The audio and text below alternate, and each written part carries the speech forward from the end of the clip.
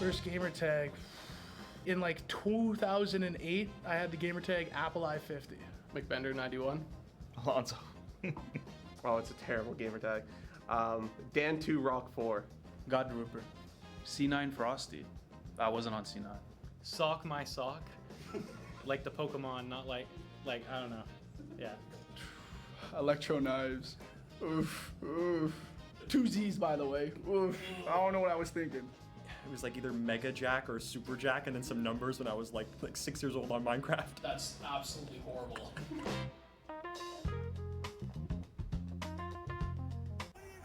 Classic. Alright, what do we got here? Oh, chat, this guy is cooked.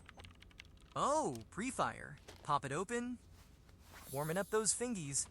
And now he's just not missing any shots? That can't be how that works. Moving on. Ooh, obelisk. And chimps in VR helmets. And a legally differentiated enough version of film score.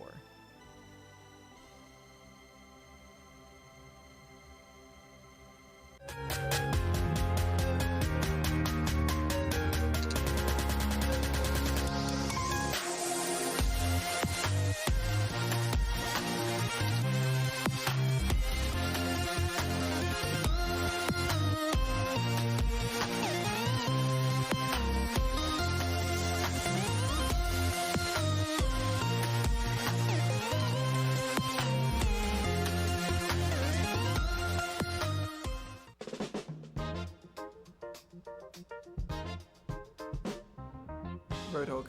Breg. Echo. Lucio. Sojourn. Probably Genji. Venture. Widowmaker. Widowmaker. Definitely Zen. Either Diva or Zen. Overwatch 1 and Zenyatta. Diva.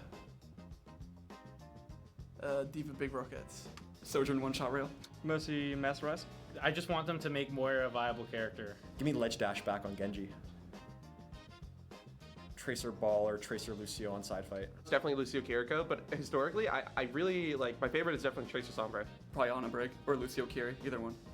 Overwatch 1, Brig Zen. Probably now it's Kiriko Lucian. Zarya Hanzo for Grab Dragon.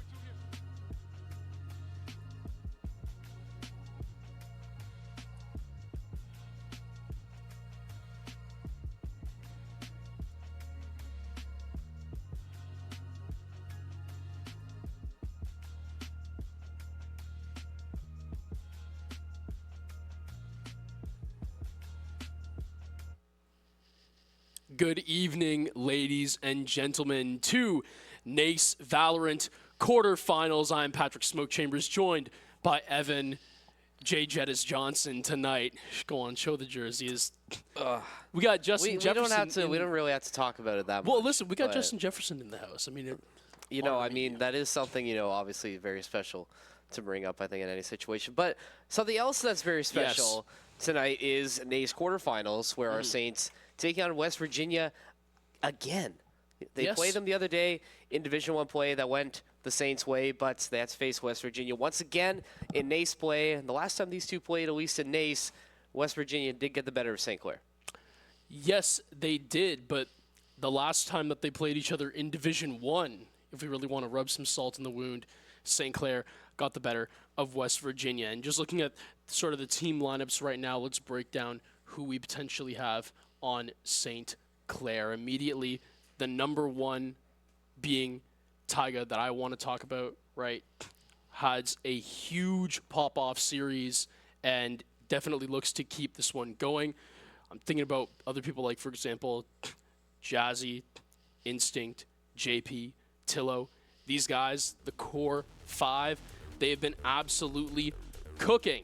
And Jazzy, ever since she's slotted into this system here, Seth has been able to be the coach and go back to the back room where he needs to be for the knowledge that he can drop for these guys. And I mean, it's been working really, really well. Since Jazzy has joined, I think that watching their games, they have looked a whole lot, this group, a lot more of a cohesive unit that plays a lot more of a proactive brand of Valorant. Yeah, and this is something we were waiting for. Obviously, Jazzy joining the team a little bit later. She had, some other obligations that were, not, conducive with playing with St. Clair as well. But now she has joined the team. That feels like the final Infinity Stone in Thanos' Gauntlet. Yes. St. Clair finally running on all cylinders, it seems like. NACE, they struggled a little bit. Like, we'll be honest, that some, season really hasn't gone as well as they were expecting. But now you get Jazzy back. Seth, as good as he was playing when he was in the lineup, now can return back to a more active coaching role. Seems like St. Clair has really started to click at the right time, doing very well in playoffs, doing very well in Division 1. Have West Virginia in front of you right now in a quarterfinal. And like you mentioned it, that good game, that good Division 1 game they had the other day, if they could tap into that magic again, they should have no problem tonight. Yeah, absolutely. I mean, talking about West Virginia's lineup, right? We got Dinks, A77, Enox, Excite, and Gucci as well. These guys, we just saw them again last night versus St. Clair in Division 1. St. Clair obviously taking that in 2-1 fashion. Split map 1 being 13-6, followed by West Virginia getting their get back on Pearl 13-9, and then St. Clair closed that out on Haven with that exact same score flipped, right? So, again, St. Clair, they did get the better of them in that matchup, but some very notable things. Dinks, obviously, the star player of this team, the star duelist, the entry fragger, leads Division 1 in ACS, currently on standings. And also, again, they're looking for some revenge for what happened last night. Kind of a little bit of a head-to-head that I've done myself between Dinks and Instinct. This is from their matchup that they had last night throughout the 3 maps on entry Instinct 13-5. He's a player that can really just kind of turn up and immediately tap into a very fast pace and almost kind of get behind enemy lines before they even really notice what's gone on, right? He is so quick to get himself going early in maps, and he can really run away with matchups after that, right? Dinks as well, 9 and 10 on the entry, so slightly a little bit less in terms of that opening sort of surge. But at the end of the day, he also led the entirety of the lobby of the two teams, 65 kills to his name. So really popping off in that format. So again, look for him to continue having the hot hand and to keep continuing to give for West Virginia in terms of the frag department. Yeah, he absolutely is their X factor. If St. Clair wants any chance of winning tonight, they're going to have to find a way to deal with him. I mean, like you said, leading all Division 1 in ACS, 60 kills in that series with St. Clair the other day. So this guy is an absolute baller, an absolute top fragger. Definitely going to have to be their top priority tonight. If you can shut him down, you're going to have a chance to deal with the rest of West Virginia's roster. Not saying that any of them are bad by any stretch, but Dinks definitely doing a lot of carrying in that series with West Virginia. So if they can take care of that, they should be doing fine tonight. And you take a look at the map splits as well. St. Clair taking split 13-6, West Virginia Pearl 13-9, SEC Haven 13-9 as well. So none of these were blowouts that St. Clair lost. They were all very close matches, so these teams match up very well. St. Clair, had a chance to take Pearl, but kind of lost it, slipped away just at the very end. So if they could just come in dialed, ready to go tonight, they should have no problem. We'll get into predictions a little bit later, but I definitely think this favors St. Clair in the matchup department, especially how they dealt with West Virginia the other night.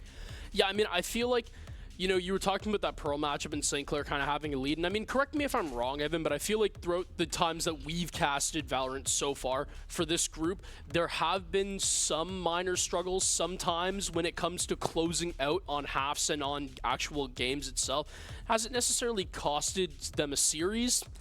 I don't know if I'd argue that unless I really want to go back to NACE when they were facing off against Winthrop's ACAD team. If I'm trying to remember, I believe they had a lead on Sunset on that final map, and they just simply let it get to, not that they let it get to overtime, but they let Winthrop really battle back, and Winthrop more or less took it by force and willed themselves that victory. So again, when it comes to closing out, I don't know. Sometimes I've seen a little bit of a small trend, but I don't think it's anything really too much to worry about. You just got to kind of take Valorant one round at a time for certain things like this. And I mean, certainly since the addition of Jazzy, I think that the team has really shown that they aren't really getting off to any slow starts. They explode onto the map of Split 13-6. That's the only one that we can really say is a blowout.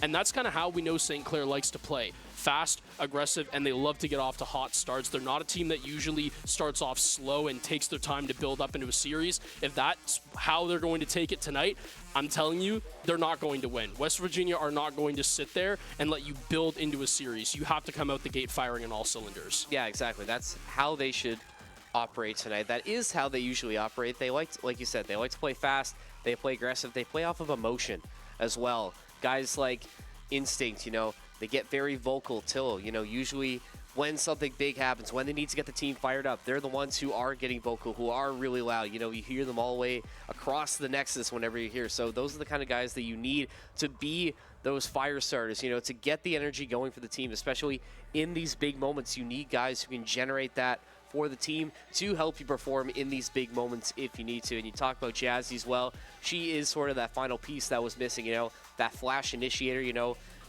Great operator pool, or agent pool, I should say. You got Sky, Breach, KO potentially.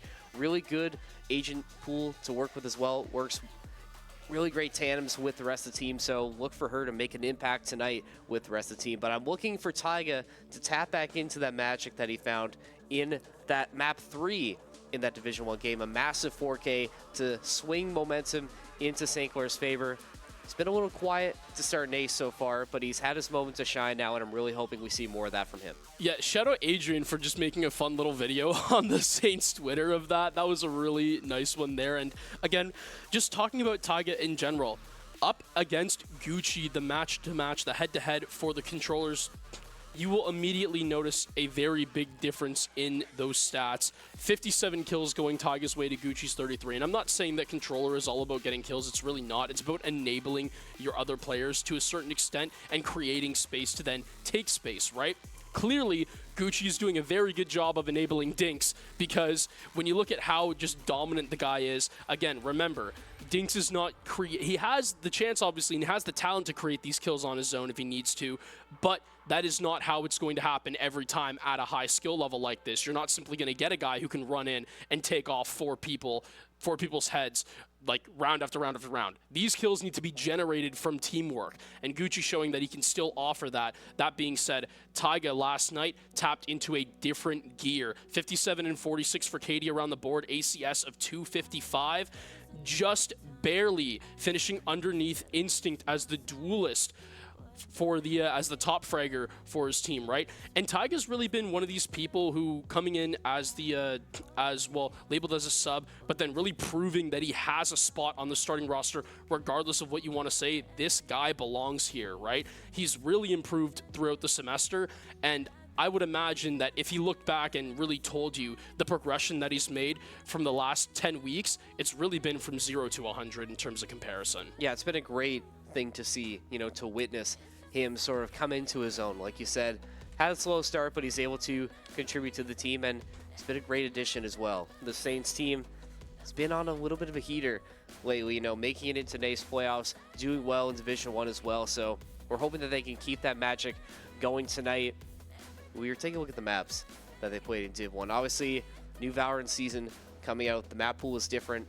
That comfort pick of Lotus now out of the map pool for St. Clair, so that definitely is going to affect things tonight. I'm definitely expecting to see Pearl tonight.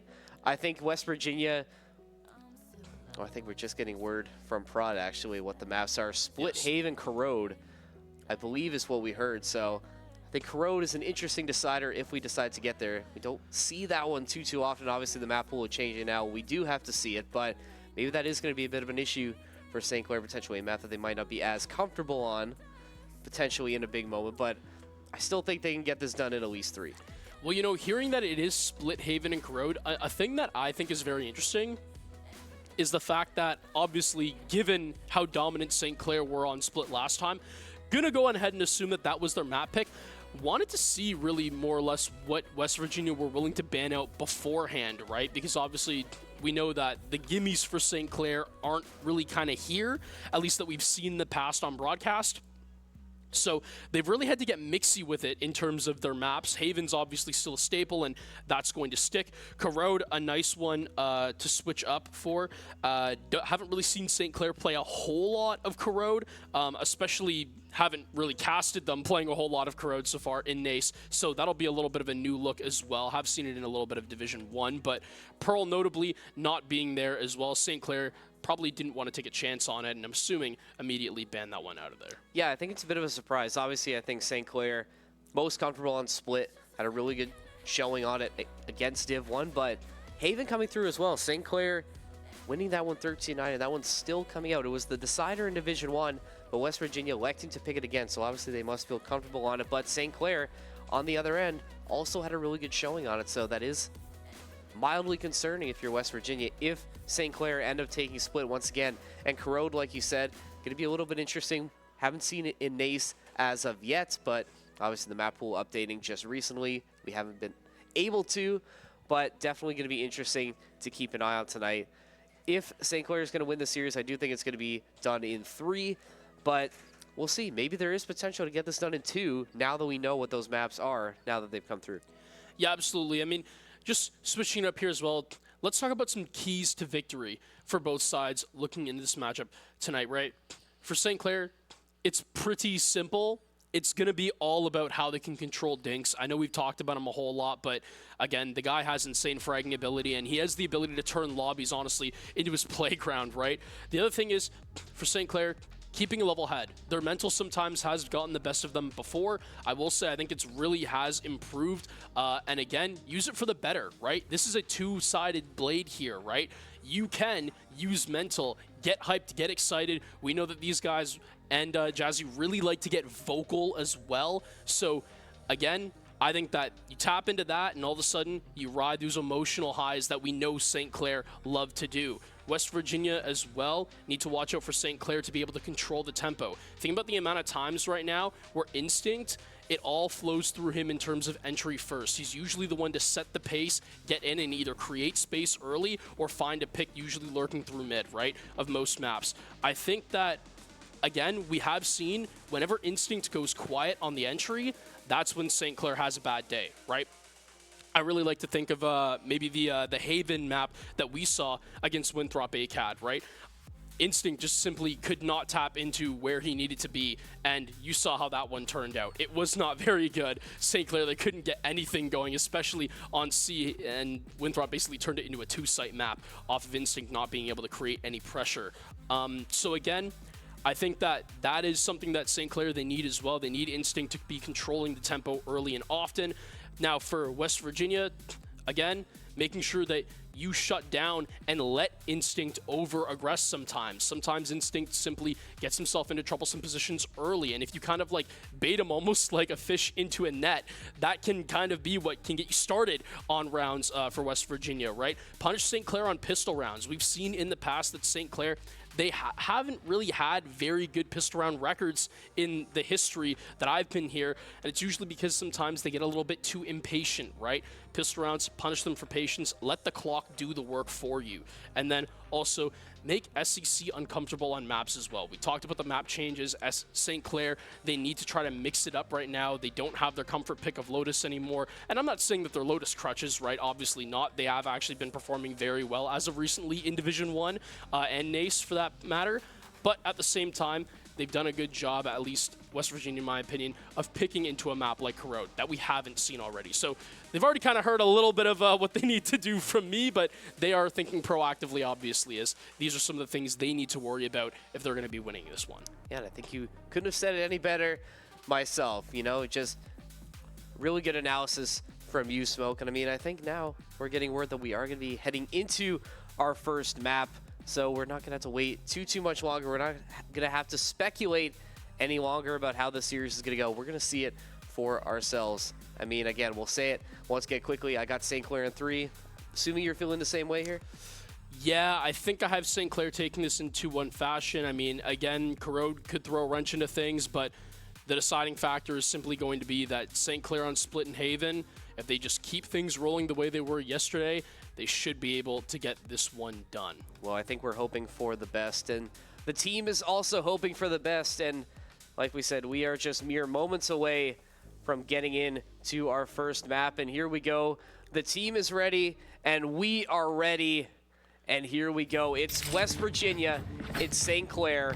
Round 3. Winner moves on. Loser goes home. Right. Quarterfinals. It doesn't get any more tense than this if you don't move on, obviously. So now, St. Clair, looking at the lineup as well for the agent select, rocking the Viper Clove, the double controller, right? You got the Sage as well, and you know, we saw some interesting Sage gameplay actually out of Seth earlier in the season, but that's going to be on both sides, right? So really good job there as both teams, you know, inspired a little bit by Saffron and the Sage. Sky as well being brought out, and the Rays to finish things off. Almost a mirror matchup on the other side, minus the Omen for the Clove change. So again, St. Clair very soon going to be getting into their attacking side for Split, one that you would say is probably favorable to them. I would agree. Definitely a favorable attacker side for St. Clair. We're going to have to wait a little bit longer, though. We're getting a quick tech pause, so we apologize for setting this up quick and then immediately throwing it into a tech pause, but we not sure what's happening there. But sometimes the game doesn't game. It's all good.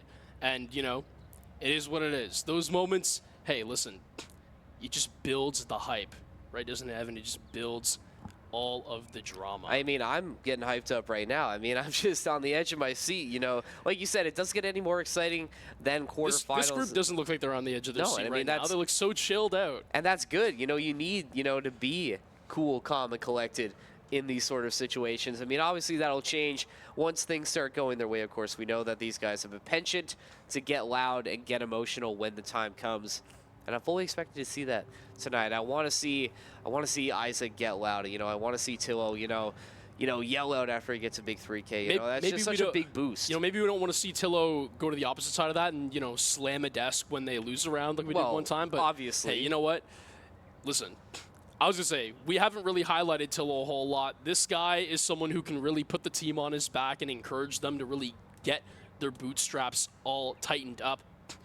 A guy who we haven't really talked about all that much tonight, JP, and, you know, correct me if I'm wrong, but last series as well, for a Sentinel player, really well known for his chamber play, dropped 52 cohesively over 3 maps, so as well, being the 3rd fragger for St. Clair in terms of picks there, but the guy can be an absolutely huge unit when St. Clair needs them, right? And I feel like when you have 3 hot guns on the team, usually being Tillo, JP, and Instinct for what we've seen so far this semester, things turn up.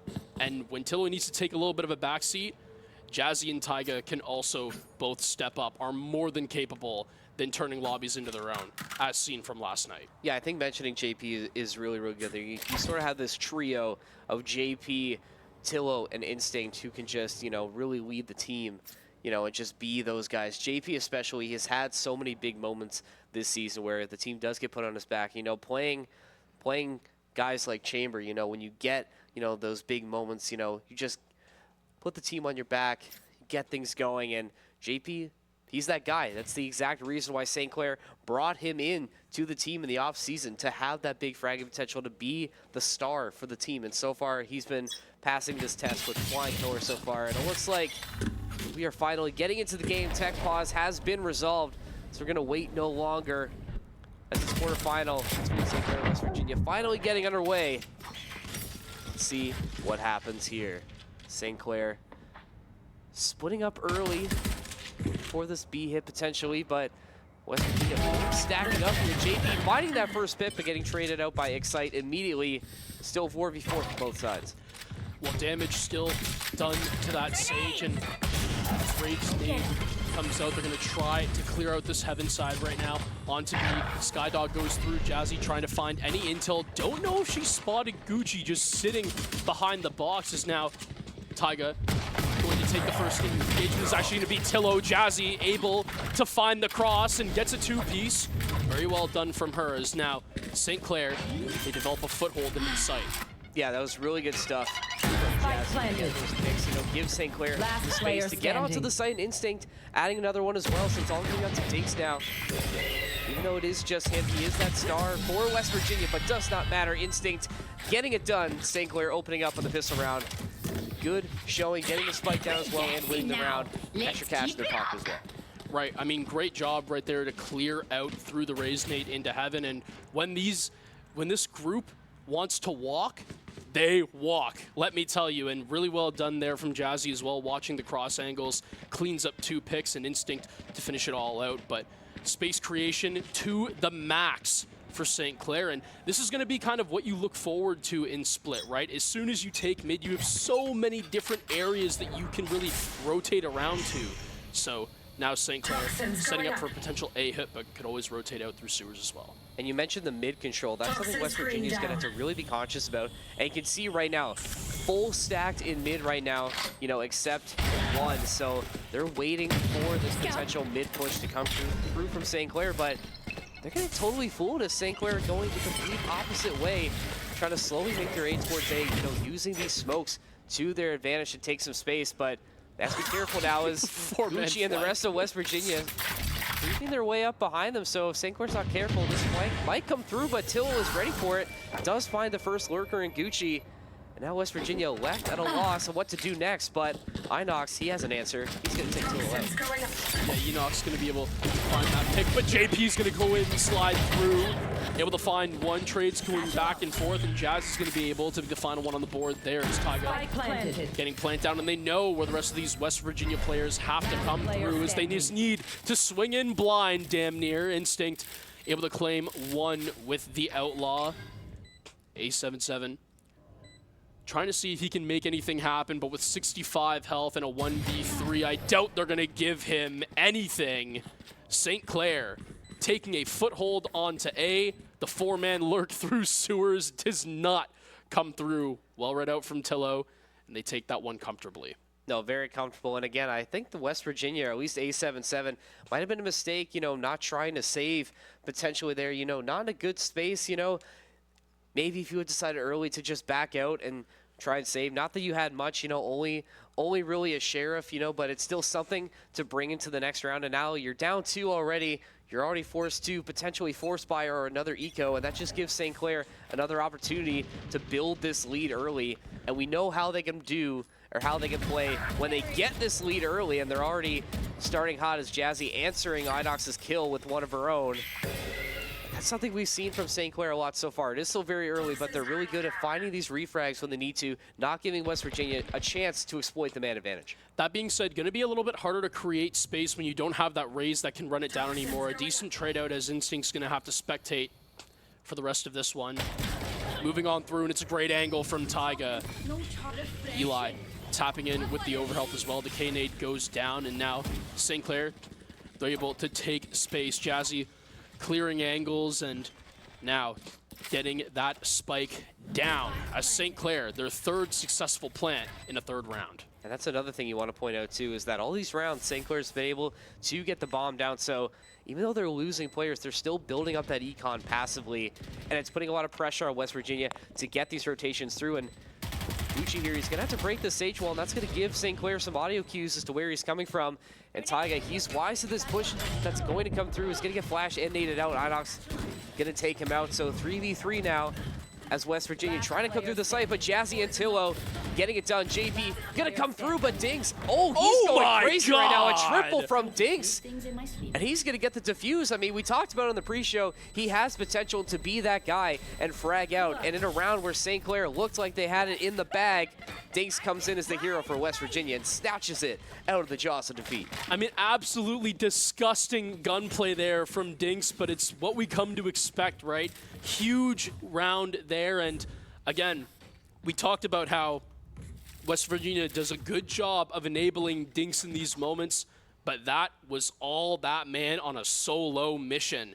Wills West Virginia around and gets them on the scoreboard. Yeah, really, really impressive stuff there. But still, you got to give credit to St. Clair for being in this position. Have to be happy about the way they performed. That's just a heroic effort from Dinks. So again, if you can get him out early and shut him down, like Tillo and Instinct have, that's an outlaw and an op on the board. So they trust their guys to find their picks, and so far they've been delivering.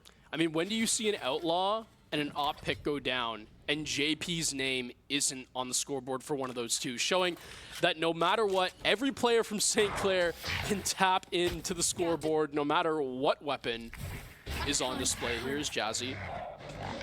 Going to just quickly clear out through B main, trying to find any intel with the Sky Dog. Shots go down, and that is definitely going to be heard out. They trying to trap Dinks in the back here of B as he's going to get sprayed on through, and Tillo able to land the final shot. They convert on their pick. Instinct, a little bit of a whiffed opportunity through mid, but in a 5v2 situation, St. Clair, they can take space here. Yeah, it's a really good response as well. You know, a bit of a heartbreaker of a round to lose in the last one, and they've come back swinging, which is exactly what you want to see in this big moment. They're not down and out yet. They're able to just take it on the chin, come back, and get some positive momentum going. That's going to be another plant going down for St. Clair. That's their 4th in a row. Yes, you do lose one member, but it's still okay. You just have to hold the site here. Just have to try and clear out heaven. A77 and Excite in a really tough position right now to get this retake. You can see how St. Clair is set up here, blocking off all 3 potential angles for West Virginia, and they're not even going to try it. They're just going to try and save. Yeah, I was going to say, you know what? In this situation, I think saving would just be the best for this right now. You don't want St. Clair going up 3-1 and you guys having literally no guns on the table. So again, St. Clair going to be given a bit of a freebie here, and I don't think we're going to be seeing anyone meet the line of sight of any of these last 2 West Virginia players.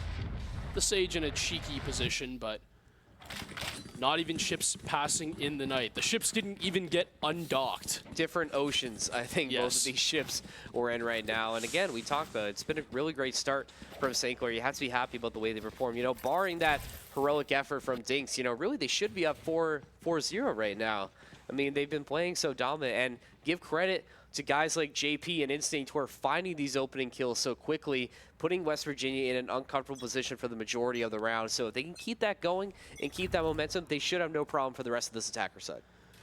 Yeah, again, you know, a problem is going to be how long Instinct can just keep this operator for, right? You got to think, even if they get into a dire situation, you need to make sure that you not only kill him, but you take that operator away from St. Clair's hands, because he doesn't have to be the one with it to cause a problem. JP, I know, lurking in the back, would really like a piece of the op. But now St. Clair going to just go on in through the raised blast pack. Dinks is going to be able to find another, by the way, with the showstopper too, mind you. And all of the sudden, a really good shot from Instinct is going to be completely drowned out by the fact that West Virginia had one hell of a counterpunch waiting. Yeah, and that's just Dinks again, being that guy. But Jazzy on a little bit of a lurk here. The timing doesn't benefit her, though. She might have done a little bit more damage to West Virginia, but not meant to be. Dinks continuing to show some heroics for West Virginia. They take that one in another round where St. Clair finds that opening pick, finds that initiator pick. Off the rip, they lose that op, like you said. And you gotta give credit to Dinks, just going crazy. We're gonna see it again here. Instinct with that first one, but immediate 4-kill response from West Virginia, just slamming the door shut when St. Clair opened it just a little bit.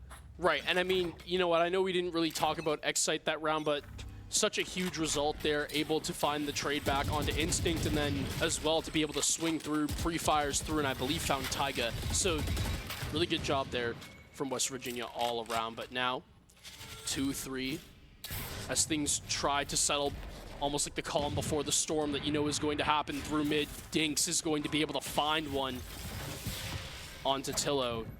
The Sky Dog not able to find a whole lot as now Excite backing off, and you can really see Spike cold for now. It really is St. Clair just trying to see if they can even establish a foothold anywhere, but Dinks in West Virginia not allowing them to. Yeah, I was going to say, it's so hard to try and find that space when you have somebody like Dinks who can just try at a moment's notice. I mean, that timing could have benefited Gucci, but Instinct coming back with a showstopper of zone to find another pick for St. Clair. So, not dire straits yet. You know, you're only down a man here. You do pick the spike back up. Now as St. Clair rendezvous with each other, going to try and make a play over towards B. You do have two members of West Virginia operating over there, Dinks being one of them. 30 seconds That definitely is left. going to be a bit of a concern as they get closer to the site. A77 trying to hold it down as well on this close angle. Trying to jiggle peek around the corner to get some more intel. Jazzy sending that Skybird out, going to find one pick as well, and a second one. That's A77 to Dinks. That site is cleared out now. JP going to get the spike down. Spike planted. See Inox now in this heaven position. West Virginia now in a tough spot as they have to retake this site. St. Clair set up for the post plant. Now Inox lurking through heaven. Not a whole lot right now. He's able to find, obviously. So now that Viper Orb dissipates. Able to push on through. Double swing as well. And the next site got to be able to mark their mans. It's going to be the defense that needs to come through on the diffuser. But no! Jazzy, she cuts one down, just needs to find another. The flick not going to be able to happen, but Inox will find one more before he runs out of time and will elect to try to save his weaponry. St. Clair doing a good job of the time burn, confirming another one on A. Yeah, you gotta give credit to Instinct and Jazzy there, just playing that perfectly. I mean, Instinct absolutely could have tried to have swing that long angle and tried to have secured that last pick, but he knew how much time West Virginia had. He knew that they were pressed for time, so Jazzy just doing her best to delay as much as possible, do this little ring around the rosy, trying to force that defuse to come out from the side of West Virginia and execute it perfectly, and they're going to come away with the round win. Yeah, as now you can see St. Clair opting to give this run on to A another try, but it just is not working. Excite able to gun down Instinct. Tillo patches him up with the Sage ult on the res. And now taking through ramps, this wall is going to go down, blocks off Zip, but now the Skydog trying to find any more intel. Look at everybody on West Virginia now, especially the mid presence. This lurk could potentially come through and play such a huge factor late in the round. But St. Clair, all of a sudden, they really just park the bus and they're just really waiting for any overextension. Yeah, slowing the pace down, but Instinct gonna turn up the heat just a little bit as he finds that opening pick. Another initiation pick going towards St. Clair, but look at this, Gok on the close angle. He's gonna spray that down and find Instinct every single day of the week. St. Clair not able to get that rotation as now Guk smoking out that entranceway, still giving him some protection in heaven. Excite gonna lose that gunfight against Jazzy. St. Clair retake the lead in terms of player. 30 seconds left. But Guk and Dinks still alive now. This hold on A, too strong for St. Clair, and they're gonna retreat and hustle on over to B, where nobody's home.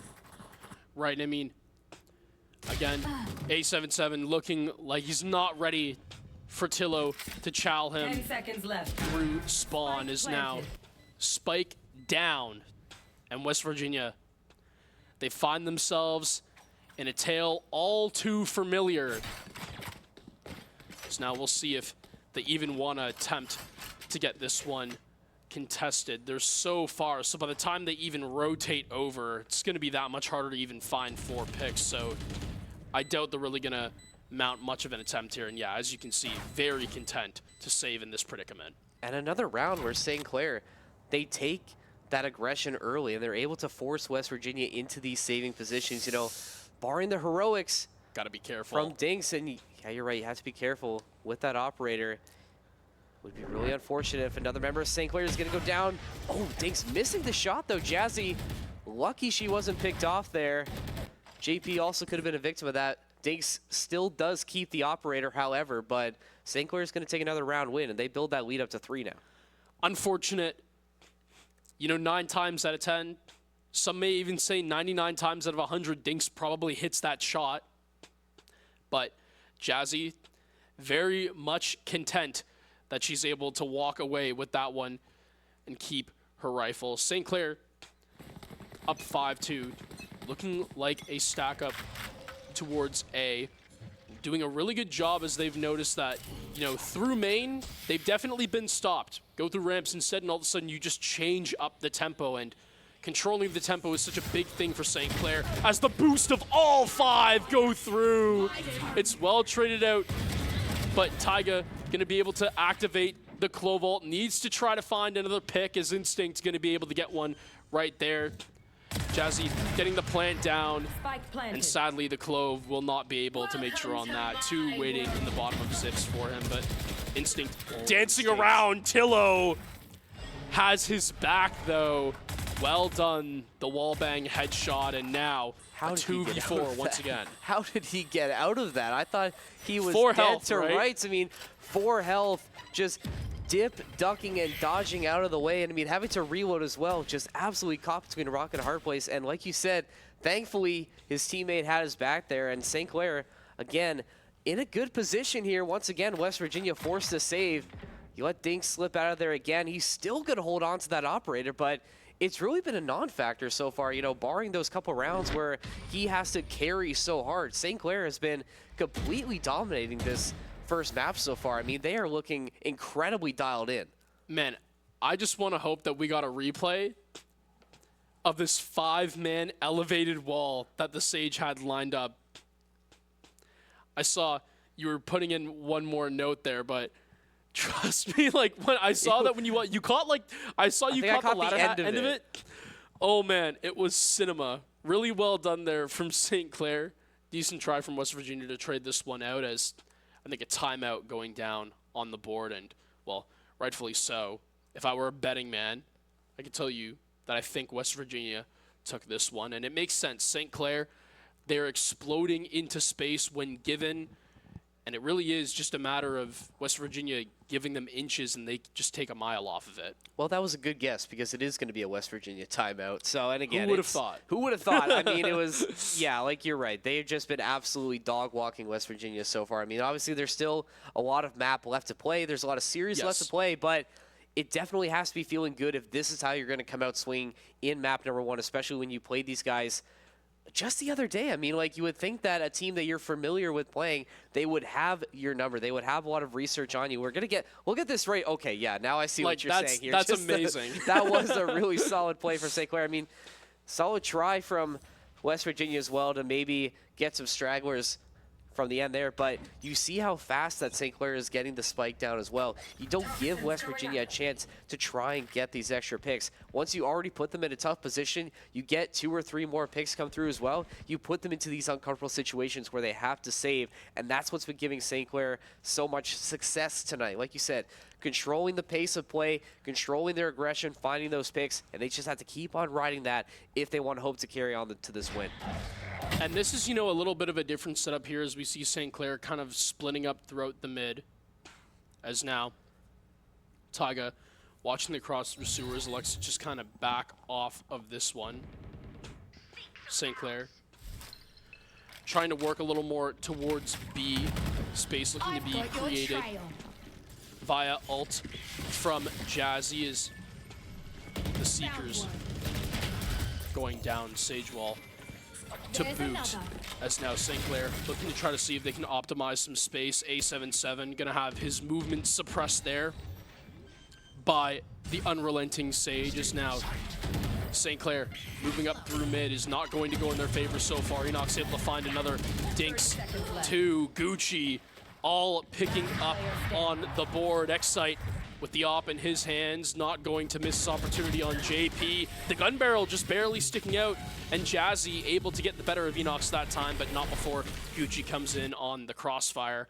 Well done, and good mid control by West Virginia. It's going to be able to bag them one more after their tactical timeout. Seems like whatever they talked about worked very well in their favor. I almost wonder if they're talking about reasserting that control in mid. I think that was something they started to lose a little bit after those first couple rounds, and St. Clair just absolutely abusing them. And like we said, just really playing aggressive. West Virginia doing a really, really good job of, you know, forcing St. Clair to split through mid. They were able to rotate correctly, take advantage of these mistakes, and look at this now. Dinks finding that opening pick again. You know, you've given him a chance to hold on to that operator for a really, really long time, and it's been a bit since he's made an impact, but you know how dangerous he can be when given an opportunity. And A77, we haven't been calling his name too much, but he finds another one. Now St. Clair finding themselves in the hole once again early. Yes, you have mid control. Yes, you have JP working all the way around near A, but the team is split right now. You need to make a decision on where you want to execute.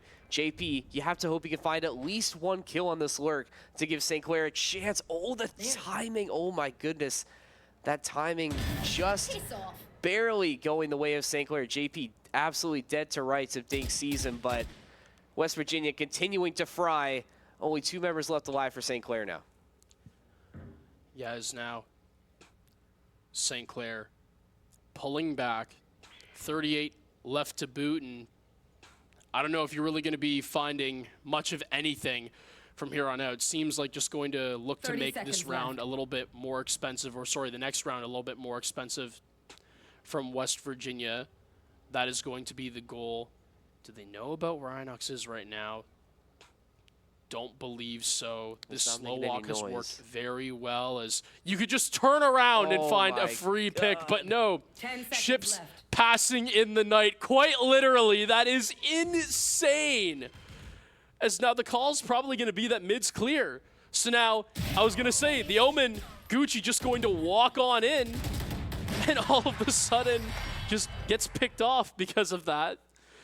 Good job in West Virginia to at least clean up the rest of the stragglers, but man, Gucci and Inox gonna have a little bit of a nice conversation after that one. I'm sure the Viper right there, Inox is probably just shaking his head right now, wondering how the hell he did not see either of those two.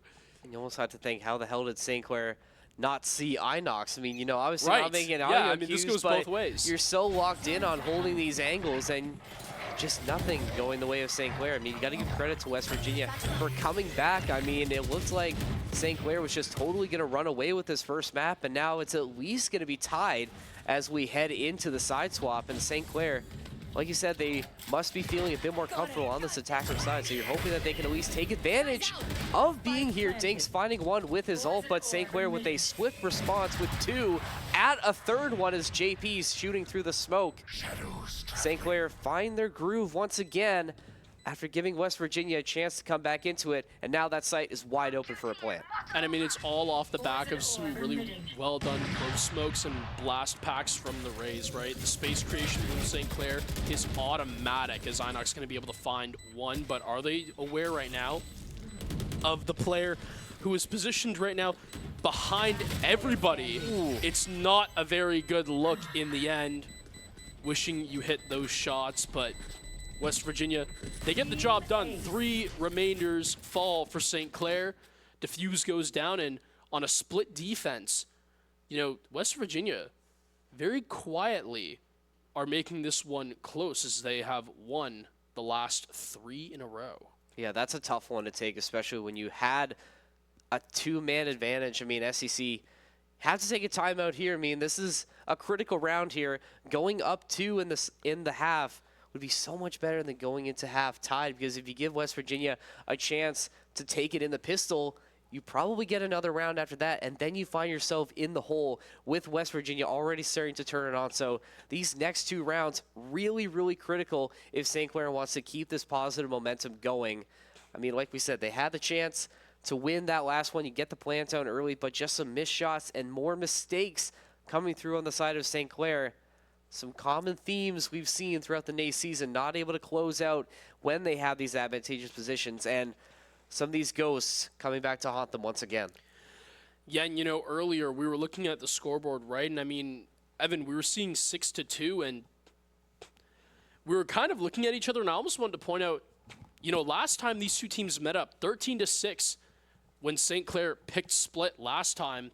I was kind of wondering why West Virginia kind of let this one get through. And even you were saying, you chimed in and said you would think by now they'd have their number. Well, they definitely have shown that from one tactical timeout, everything completely swaps in their momentum in their favor. And now, things are getting scary for St. Clair. And they are not going to get any better. Trying to force their positions, trying to force aggression, and it does not work out. What I say earlier, a key to victory right now for West Virginia. Let St. Clair over-aggress, take what they give you. And yes, well, they have found one pick to bring this one back closer.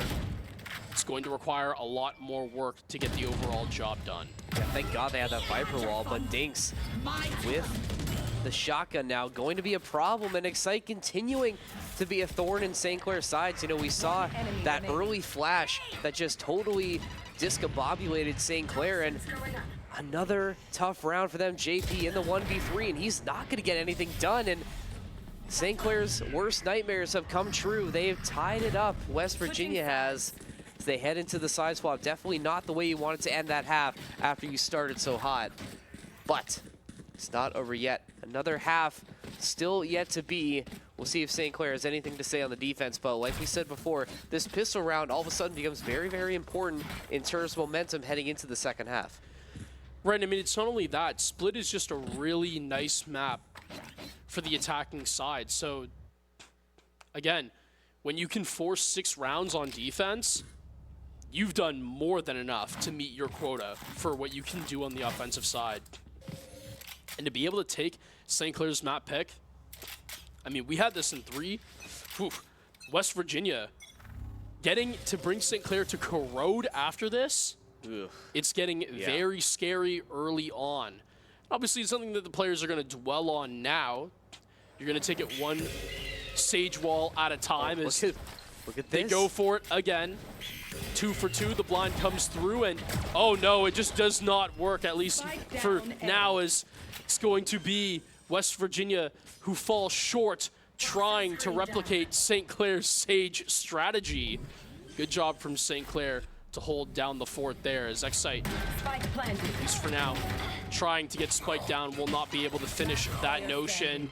It's just too many people trying to move at once, too many people covering angles for St. Clair, and they are going to be able to take the pistol round, find the defuse on the Spike in what is going to come back, if we look back at this series, particularly one of the more important rounds to get themselves going if they take Split into their own hands. Yeah, that was a great job from St. Clair. Like you said, West Virginia taking a page out of their playbook, you know, trying to hit that Sage Wall boost, but St. Clair was ready for it, and, you know, thankfully they find 2 picks off the back of that. I mean, we're not going to see it again. I thought we were going to get set for a replay, but I suppose not. But it doesn't matter. You know, we can talk about it again. You know, St. Clair able to exploit that mistake. You know, yes, West Virginia does get the spike down, still get a little bit of econ from that round you lose, but it doesn't matter as St. Clair still in the lead, and that's exactly where they want to be. And now they have a chance to find some more rifles, get some more utility online, and we saw how good that Outlaw was in Instinct's hands previously. We'll see if he can tap into that just a little bit more. This West Virginia trying to head down this B-long angle, but electing not to. That smoke making them think otherwise. They do get at least an ult orb for their troubles, but going to rotate back close to their own spawn and now regrouping with the rest of the squad as they try and head down mid. That smoke going to come through. Give them space to at least cross over. See what St. Clair wants to do here. Not trying to go through that smoke. JP playing it really, really close. More going through. Mid just you can't see through any of it with all these smokes going through, as now West Virginia slowly making their way up through sewers. Let's see if St. Clair is wise to this rotation.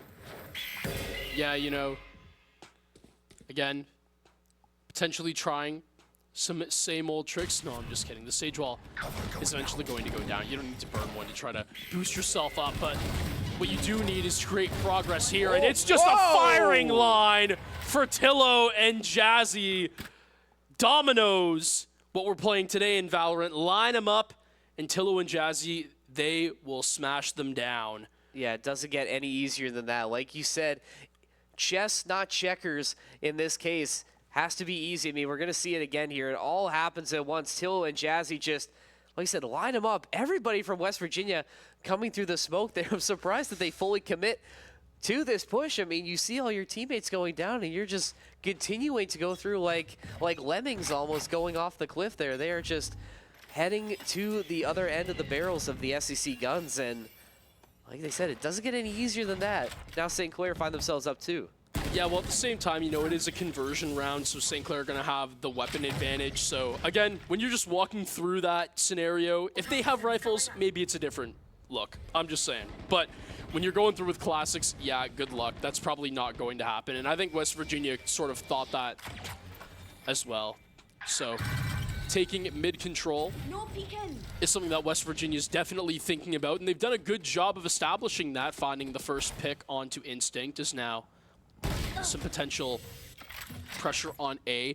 If there is a gap that Enox can find here, you can take the path through Zips, but JP showing that he's more than capable of handling his own there. Jazzy will not be able to survive that opening engagement on that A side as a duel through mid goes down. Tillo able to find one, not before traded out from Dinks.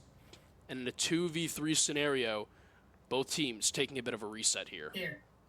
West Virginia is going to have to be quick here. Yeah, you're making this rotation through sewer, but you only have 20 seconds left, or 27 seconds left, I should say, and you're slow walking your way over to A. St. Clair is really going to have to make sure that JP is going to be able to hold down A by himself. Yes, he does have that Viper wall, and yes, he does have that Judge, so he can play it close, and that's exactly what he's going to do. Does find Dinks swapping to the Sheriff to get the second one, excuse me, but does not matter as Inox going to take him out. It's now this 1v1 situation. Taiga going to try and spray it down with the Odin. Inox going to have to find cover, 19 but health. only 18 HP, so if you're Taiga, you can just spray and pray, and it's answered. Taiga and SEC find another round win. They find that momentum they were building early up in the rounds, and they're starting to cruise towards that victory. Well, you know, when you have to sit behind a shallow wall, you just get unfortunate that Taiga has the perfect gun for the job. Getting Inox lowered, or Inox lowered to 19 health off the initial spray, and I mean, from there, minus you just hitting the headshot, it is smooth sailing from that point on. Really well done here from Tillo and Dinks as well to find the refrag, but this was definitely the play that really altered everything. JP finding that flick as well with the Sheriff on the hot swap. That's clean. That's too smooth. He makes it look so easy. Do you think we could do that? You know, give me the right scenario, and I'd like to have all the pride in the world and say that I could, Evan, but I think reality would prove very differently. But I'll tell you what reality is proving right now is that St. Clair are off to a hot start on their second round. They find the third in a row, and because of that, they also get a little bit of bonus economy. So really well done as, you know, split defense, like we said. Not usually the best case to find yourself in after you have a 6-6 half, but now building momentum in mid is West Virginia, trying to see if they can find an attacking round to get themselves on the board. The push comes through imminently. First couple of gunfights going through Zips, but it's well done for St. Clair to just get out of dodge. Damn, I feel like I'm watching an E3 demo right now. The way we're just flying through the map, but yeah, St. Clair, like I said, trying to find their way through. JP going to try and defend Sewers Taiga, sticking with that own. I mean, if it ain't broke, don't fix it. Now West Virginia potentially lining up for disaster as they try and head up through heaven. That Skyberg going to come through, going to get that flash done. Diggs going to hop up on the box, and he gets rewarded for it. That's 2 picks for him. Now West Virginia control heaven. Yeah, and as the team is going to be moving on through, Gucci able to find one, give him the second as well. Finishing it out, St. Clair not able to take a fourth straight, but they are more than fine with that. Still have a lot of eco to go around, so you have a buffer to give up here. But you don't want to give up too much space. Yeah, you can afford to give up one round, but again, it's all about momentum. Yes. These games are so built on momentum, and you were in a prime position to defend heaven, and then you just let Dinks and Guck just take advantage of this play. You know, give them a chance to boost up on the box. Just so free for them right there. So St. Clair can't afford to make these mistakes. West Virginia, a thorn in their side, just staying in it, even though St. Clair has, you know, had opportunities to try and pull away. And it's guys like Excite and Dinks who are just making it happen. My goodness, Inox. That's a double right there. It doesn't get any easier than that for him. Poison's off. Now St. Clair, once again, find themselves behind the 8 ball as they're looking at giving up West Virginia's 8th round in this game. Yeah, and now Enemy remaining. Jazzy trying to dance around, but the Viper with the Vandal having none of that. As on the opposite side, Dinks able to land the quickscope, and all of a sudden, just in a snap, West Virginia claw back by 2. And again, these are problems we've seen all season. St. Clair being in these positions where they're up early and they just can't seem to close it out. I mean, look at this. That's just a mistake right there. Both Instinct and Tillo swinging at the exact same time. Right on the wrong side of Inox's barrel. And now Dinks with that operator, you know, it's very scary. Did a lot of damage with it on SCC's attack around, so they're going to have to be really careful. The Sage Wall is going to come through, going to make some noise. But once again, St. Clair in this split position. It only takes one pick from the side of West Virginia to get this push going their way. Yes, now St. Clair looking to just contest this early signs that have been shown. The decay getting real low right there for Gucci. Gonna have to be healed back up by his teammates as now Jazzy holding onto this bird. They're going to elect to back off through Zips when they see Gucci throw that smoke down, as there have been calls that everyone knows that there's a current stack moving towards A. Taking site in fast aggression is going to be Dinks with the showstopper. Really good job there of Tillo to clear back on out, so the timer should run out. But no, not before the shot goes through, and it will actually find Taiga. Really well done there from Dinks. The res from Tillo to get Jazzy back up, but the Viper's Pit down, and West Virginia have all of their traps set.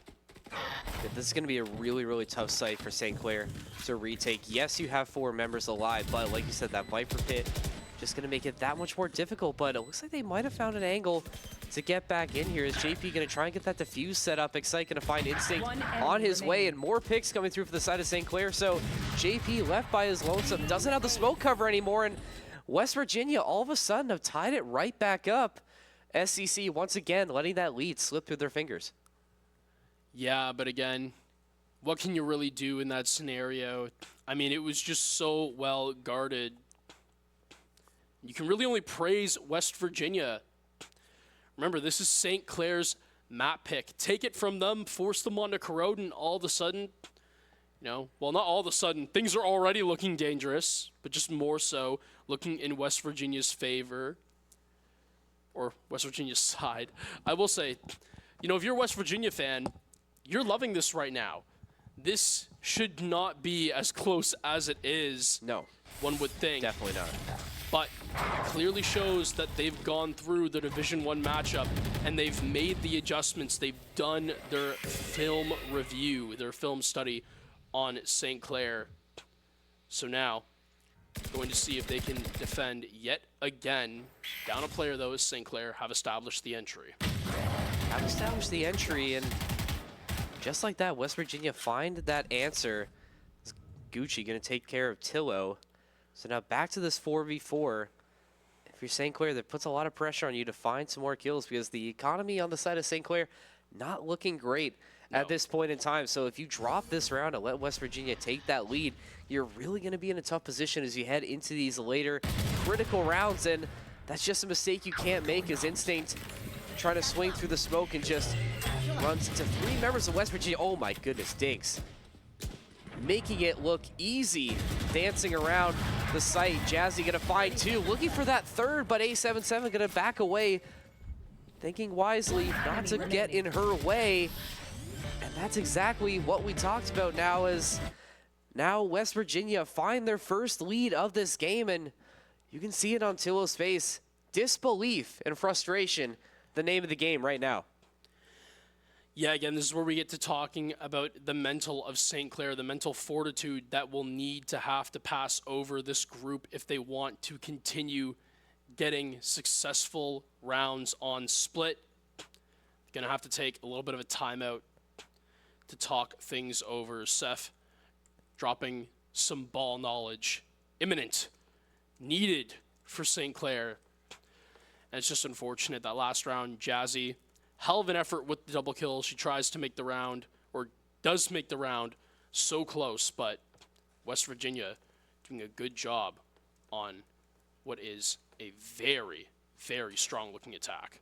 And it's just mistakes from the side of St. Clair. Like we saw Instinct swinging out of that smoke onto long when it really didn't need to, and just missing on some crucial kills. I mean, it looked like they were in an advantageous position to steal that round away. Jazzy finding a double, a really big double, but just not able to convert on the other ones. Is West Virginia able to find it? And again, that's just, what can you really do about that? When Dinks is able to do that, I mean, that's just crazy right there. I don't know how you stop that from happening when you have a Raze just, bunny hopping around the map like that, getting a shotgun right in your face. There's just not much you can really do to stop that. But again, it's St. Clair just not able to close out some of these rounds where they should have gotten it done earlier.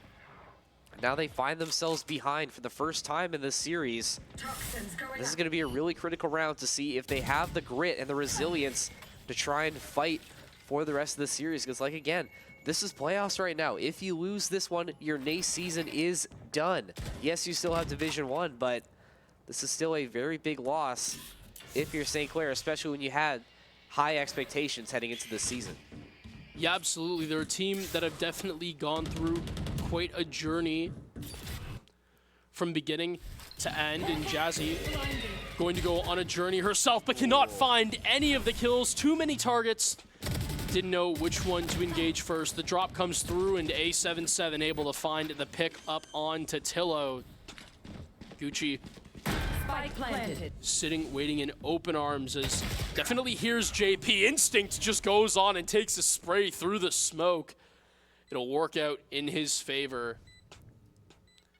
3v4 to ensue, but St. Clair, they have so much space they need to take, but they're going to be able to do all of it. Showstopper comes through, finds the final pick, and just like that, in under 4 seconds, 4 drop for St. Clair. That was almost a fadeaway shot from Instinct. I mean, he was far away from his target there and was still able to hit it, so that's what you want to see from St. Clair. Like we said, that was going to be a really critical round to see if they have the ability to come back into the series, and they're still showing some fight, even though they've experienced some resilience, but just need to keep stringing these positive rounds together. Both teams hitting double digits now, only 3 rounds away potentially, but with West Virginia being this close, you don't want to talk about overtime, because I think the longer you give West Virginia a chance to play on this map, the dicier it gets for St. Clair. If they want to put it away, they have to do it now. See if they can do it. Instinct. They get flashed out immediately, but not going to be any pressure as nobody home for West Virginia. Not going to execute just yet. Trying to find some space. Debating if they want to take this mid control.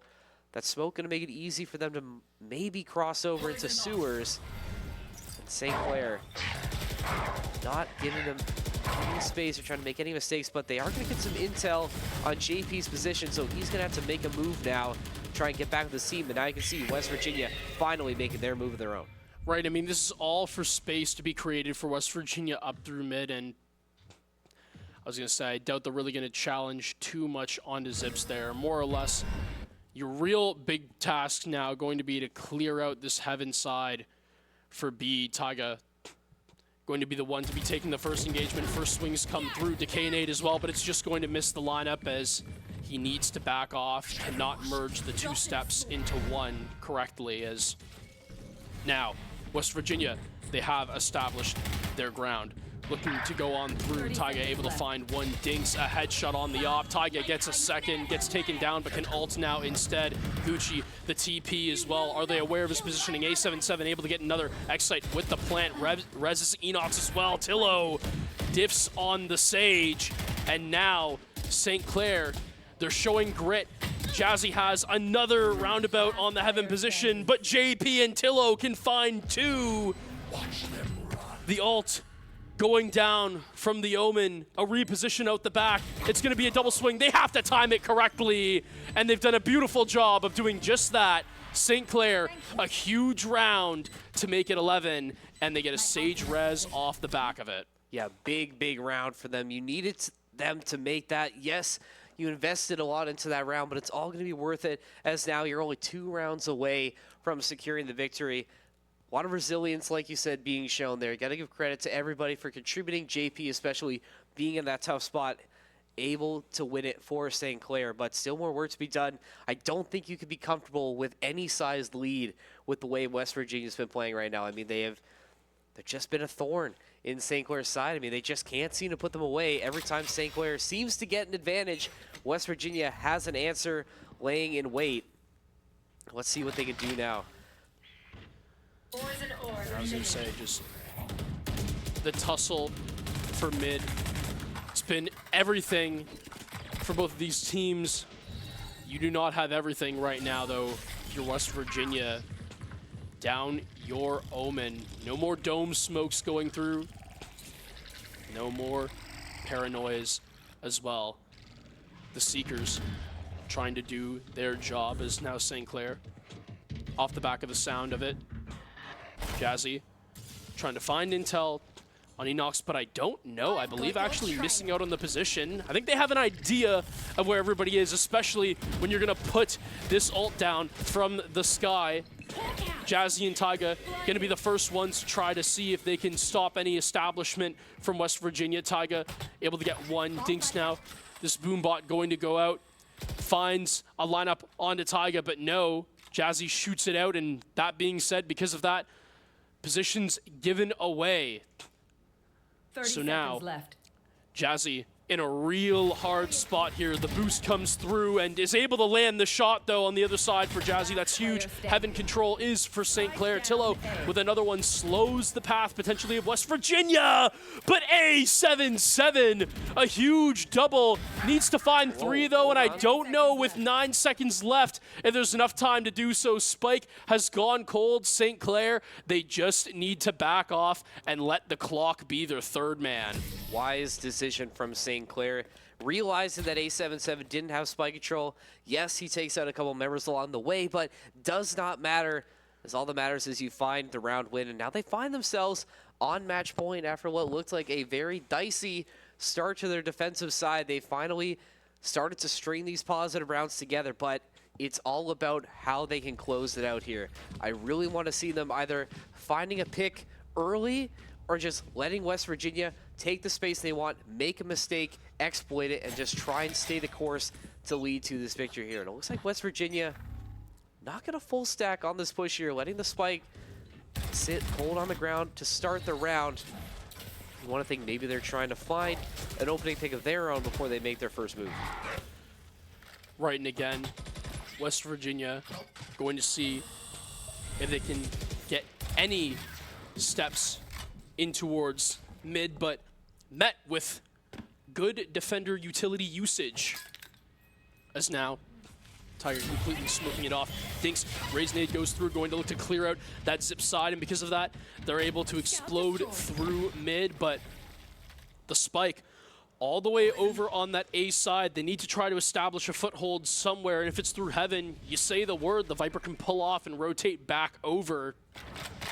Probably going to be what they look to do, and this would be a huge pick right here if Inox can just hold through and find one onto Jazzy. That would be absolutely massive, as now the Omen positioning around, getting the spike, going to have that retrieval duty.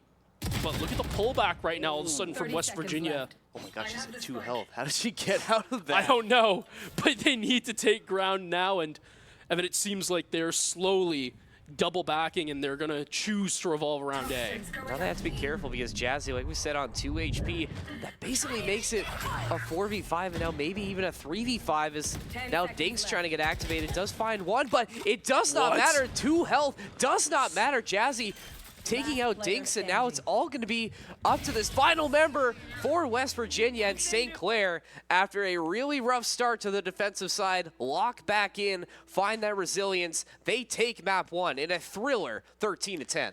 Man, what an absolute barn burner. Back and forth. St. Clair, they get the job done on split, but many questions to be asked and really a lot of praise that I can give to West Virginia as well. Really made that one a close one, Evan.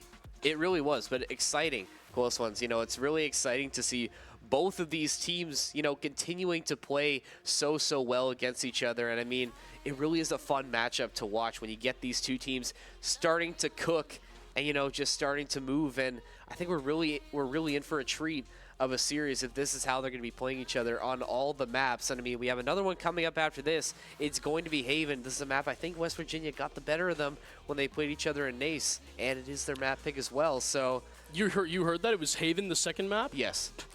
Really? Yeah. So when I sorry, my bad. When I was told split corrode Haven. So that's my bad if I got the lineup I hate wrong. to inform you, but you are incorrect in this case. You know what? That It is gonna changes. be That Haven changes a next. lot. Then, if it's going to be Haven as well, St. Clair. It was a close one, but they were able to land the rounds that made all the difference. So you know what? That is an absolutely huge pickup there, as you know, St. Clair on Haven won it last time. So we'll see. West Virginia, have they done their VOD reviews, their film study?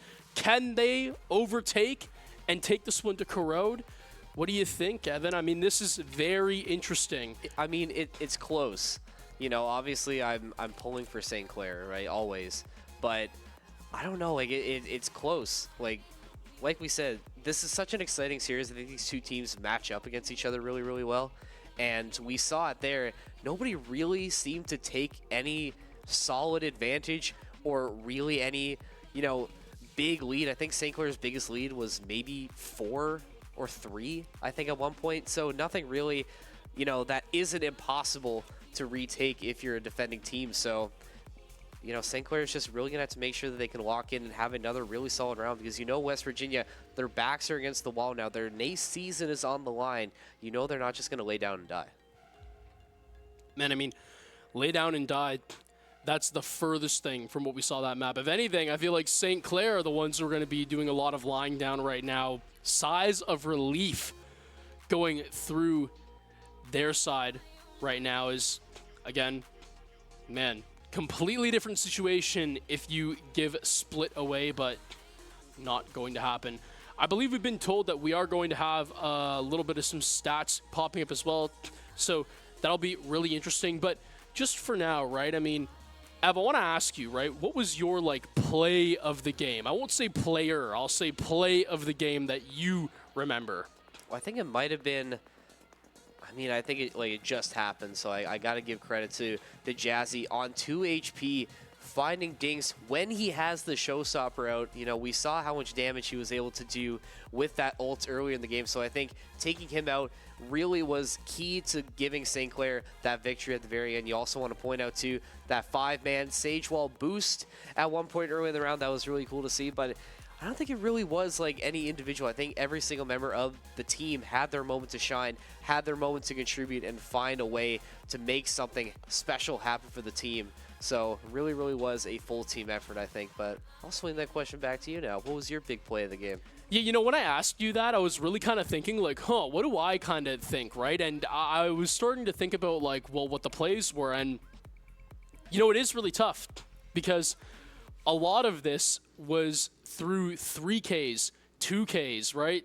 Like, I don't think, if I'm getting this correct, I don't believe anybody at one point in the game actually dropped a quad. I want to say maybe Jazzy did in one of the earlier rounds, but I think that was a 3K. I think it was only a 3K as well. That was yeah. an Instinct 2K that was combined with it, and we finally have the stats here. Tillo, top frag for St. Clair with 23, Yes. Jazzy 18, Instinct 13, as well as Tyga 13, JP rounding it out with 14. On the side of West Virginia, it was the Dinks and Excite show for them. Guck, Inox, and A77 having a bit quieter of a game, but those picks, despite the fact that they didn't get many of them, were impactful when they came through. Yeah, you know, really well done here from St. Clair to be able to get through on that matchup as well. But now, thinking about it, right, we have our next map. It's going to be Haven.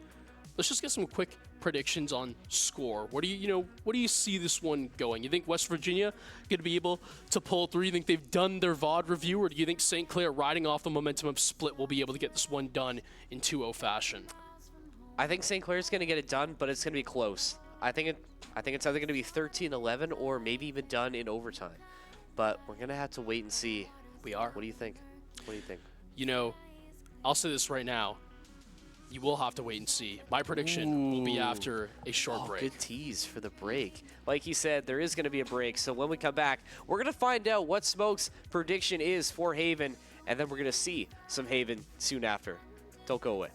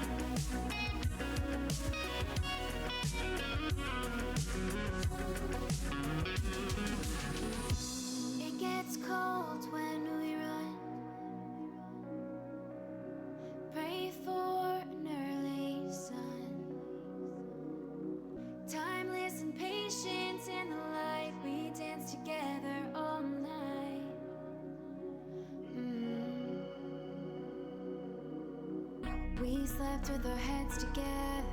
We had the same dream. A new town in the window of a tree. Going 85 under the street lights. Empty freeway in the middle of the night. I'll let you DJ lean the seat back, even though you get car sick like that.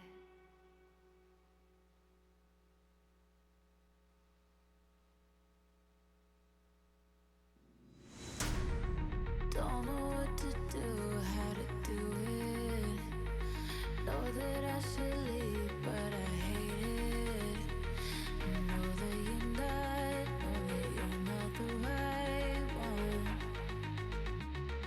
If you were falling, will you fall with me? If I was calling, will you answer me? The timing was off, but would you wait for me? Would you wait for me? Would you wait for me?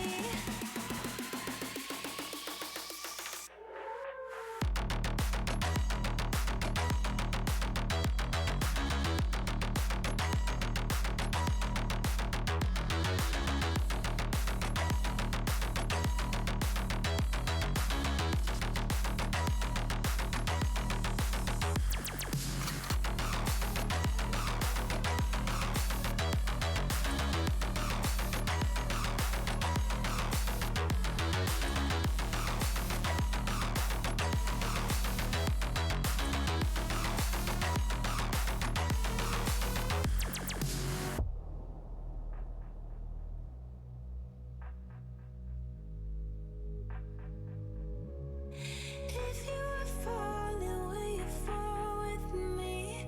If I was calling, will you answer me?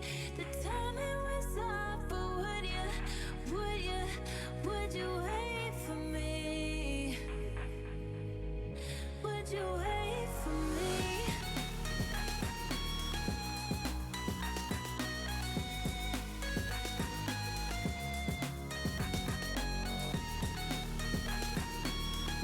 Would you wait for me? Would you wait for me? Would you wait for me?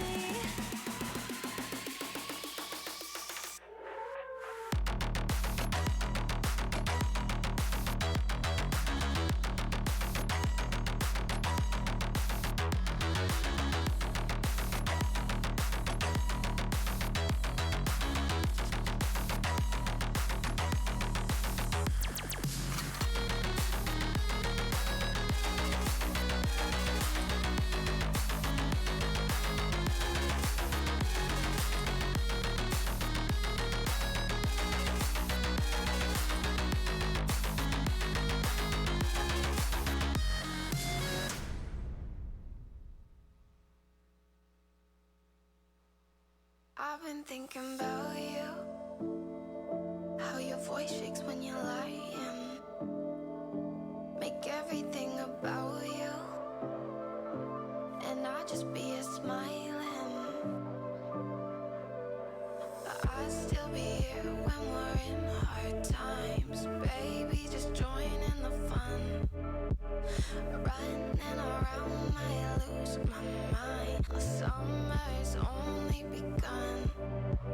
I'll still be here when we're in hard times. Baby, just join in the fun. Running around, might lose my mind. The summer's only begun.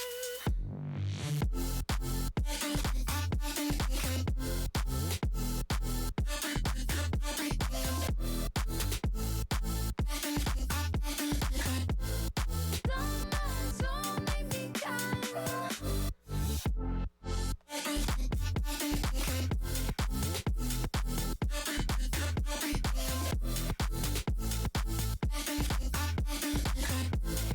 Summer's only begun. Tell me, baby, it's untrue.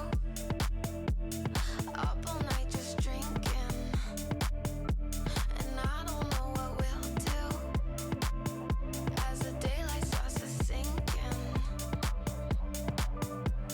I'd still be here when we're in hard times. Baby, just join in the fun.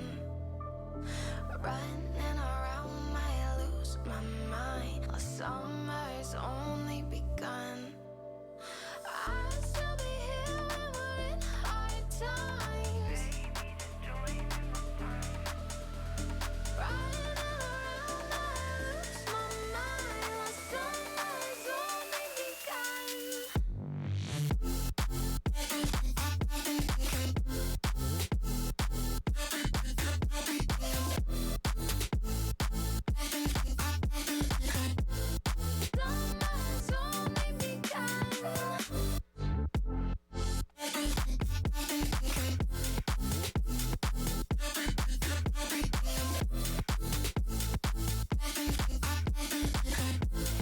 Summer's only begun.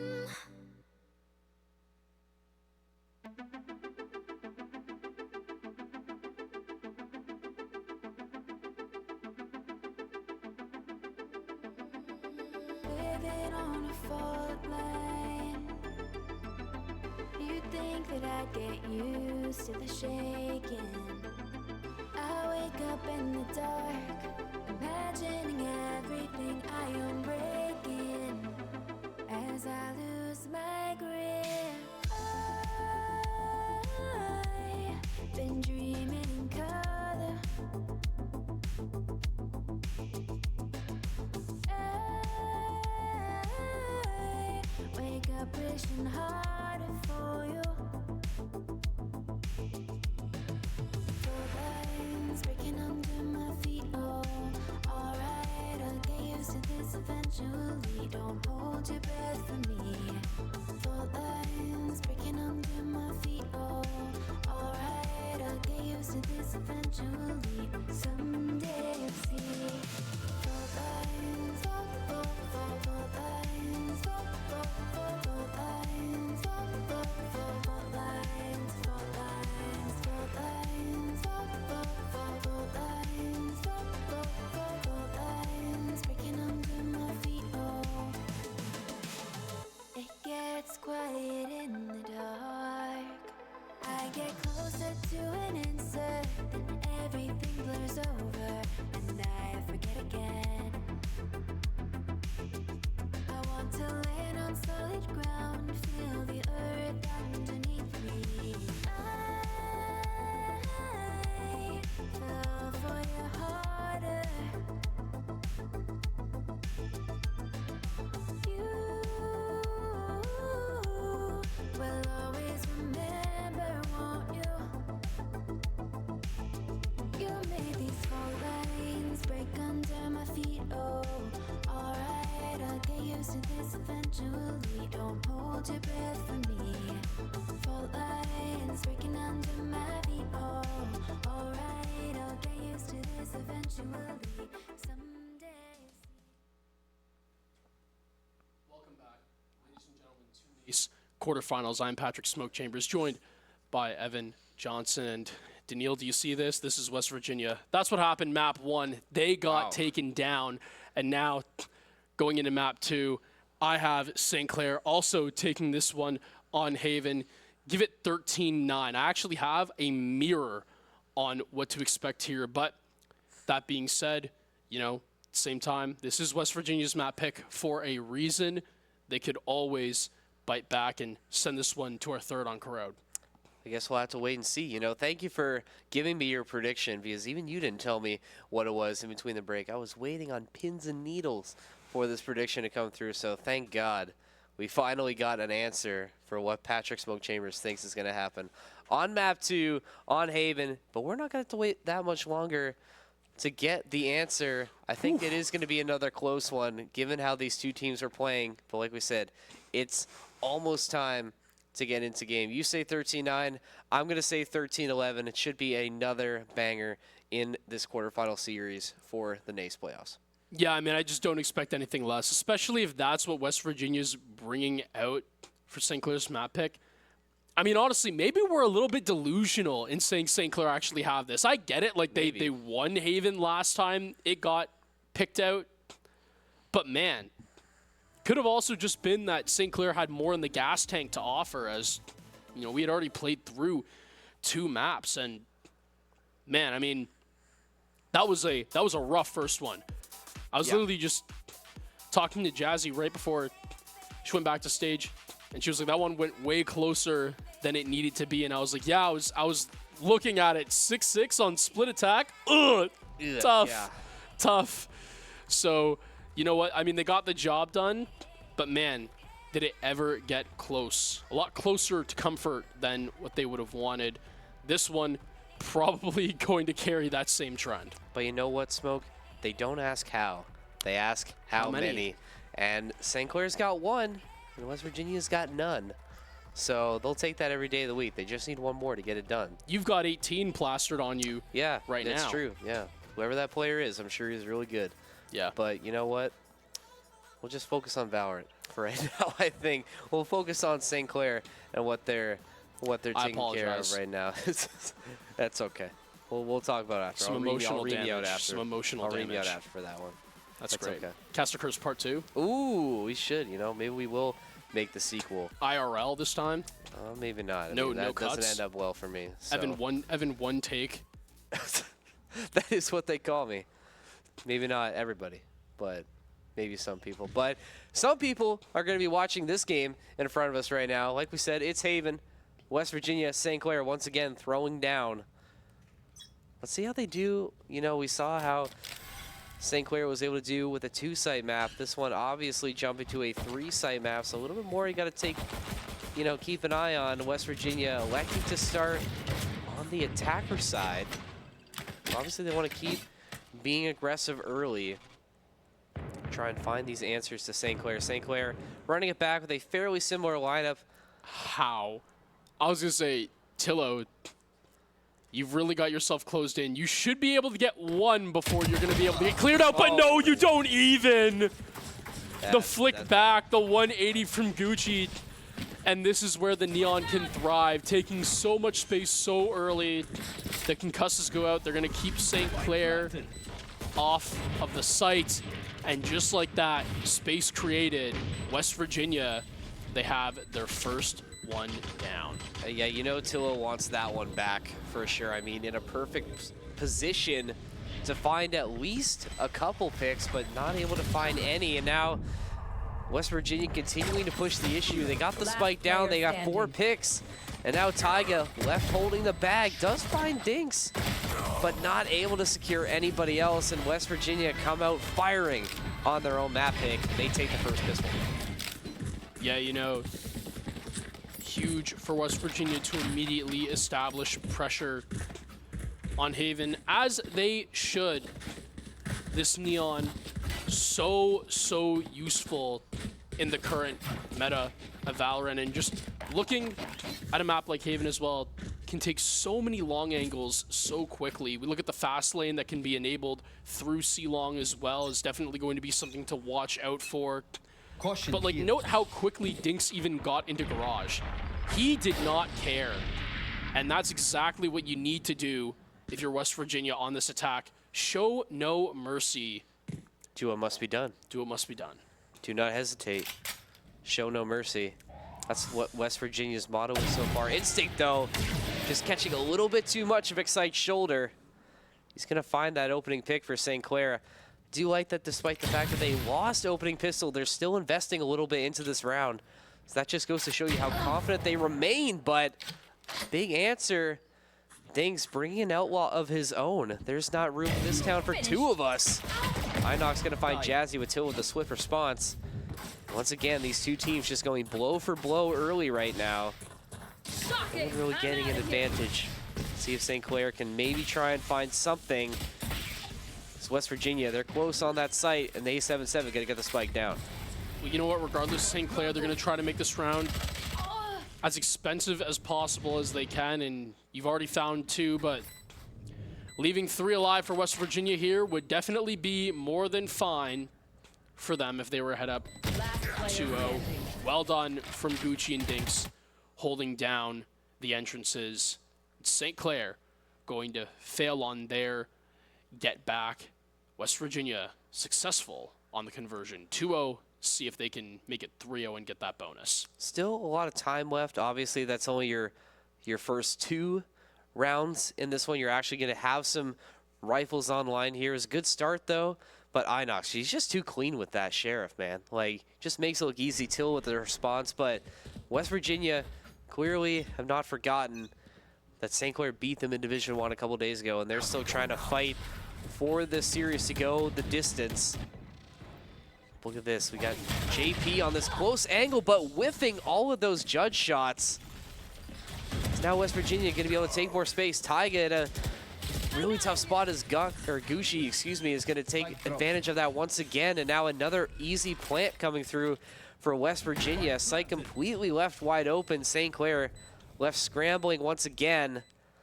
And with all 5 members up for West Virginia, this retake potentially is going to be really, really difficult for St. Clair if they can't find at least 1 or 2 exit picks.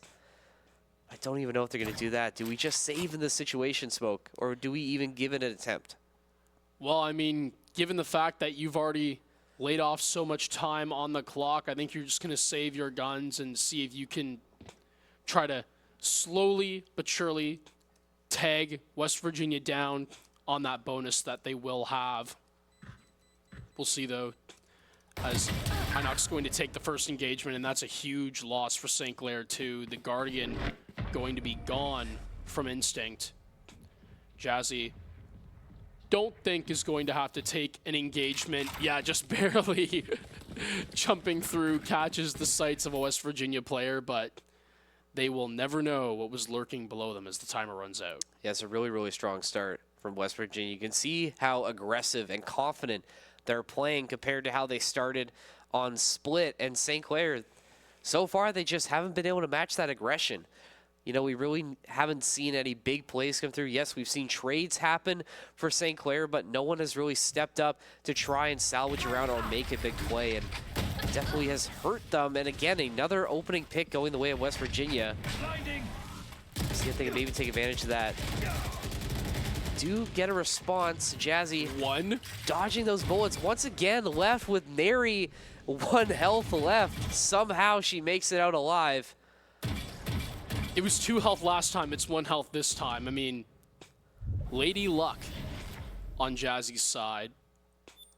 She's able to narrowly escape that engagement through Garage, but now West Virginia slowly building up off of grass for this potential B take.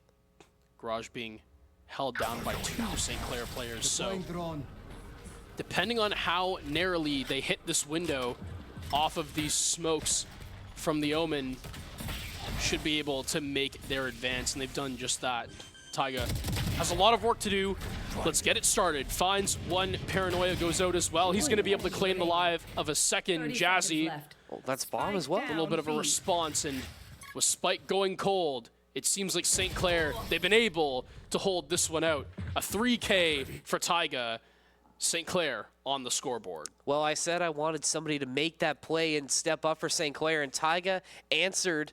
I mean, we know how deadly he was in that Division I series, and he's starting to tap into what was so special about him in that previous series.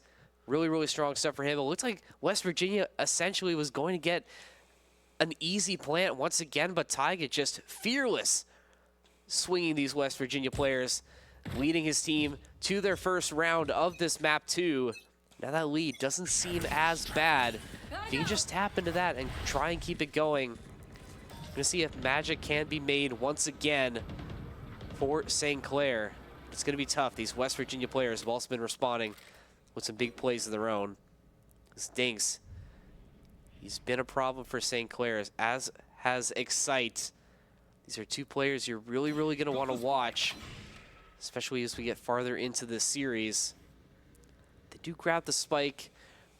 So now West Virginia trying to slowly make their way out towards A site.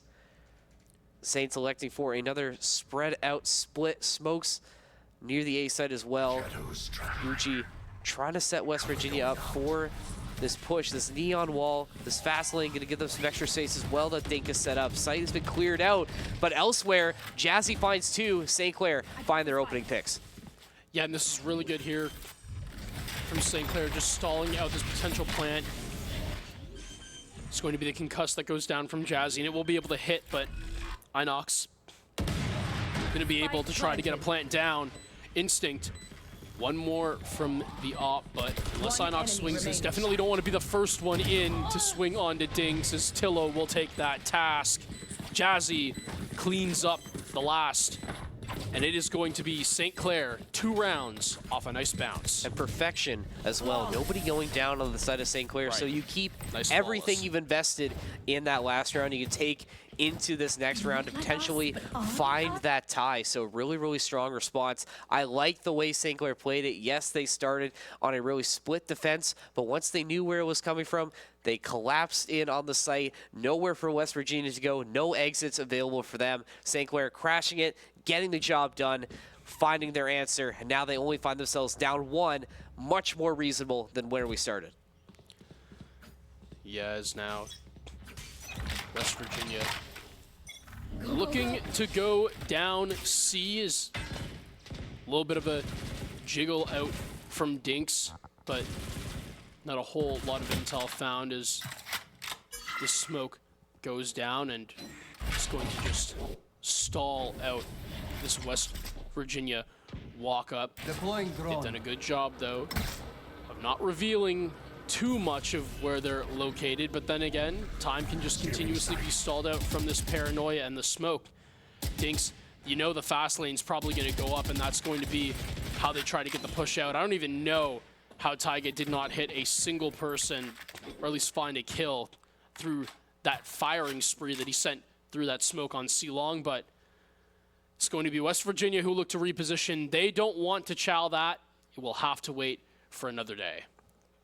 Gonna have to wait for another day, and gonna have to wait and see what they decide to do here. They don't have a lot of time left. 40 seconds left in the round. Instinct gonna find that opening pick. Still deadly with that op. Taiga responding with another one. He's gonna chime in. But another one too. He's had a really strong start. That's a triple. Can't swing onto Gucci, but does not matter. JP's got his back. St. Clair booming in with 3 rounds in a row, and now all of a sudden we find ourselves tied. Taiga have a 48 hours, my guy. Looking real good on the 3K, but sadly, unfortunately, a little bit of a tech issue. Tillo DC, so we'll just get him back in the server real quick. You know, he'll be fine. Everything going to be all good. Taiga was so good, he literally disconnected one of his teammates from the server. That's how resounding that kill was. Tristan couldn't believe what was happening, It's and he true. was like, well, I'm just going to he just started hitting all the buttons on his keyboard and somehow Alt F4'd out of there. Yeah. We'll get him in as fast as we can. Thankfully, that happened after the round had concluded. Yes. So that was some fortunate timing here, and now everybody's going to take some time to just sit back, warm those hands with those pre-fires. It's a good sponsor plug there. What you know about pre-fire, man? Hand warmers. We love pre-fire around St. Clair here. We have all been using them so much. They really are the real deal, and they're using the XL ones as well. I don't know, some people might not know that they have 2 sizes, the small and the XL, for all of your potential needs. You know, great product, excellent. You know, thank you very much for sponsoring us. We'll give you another shout at the end of the show as well.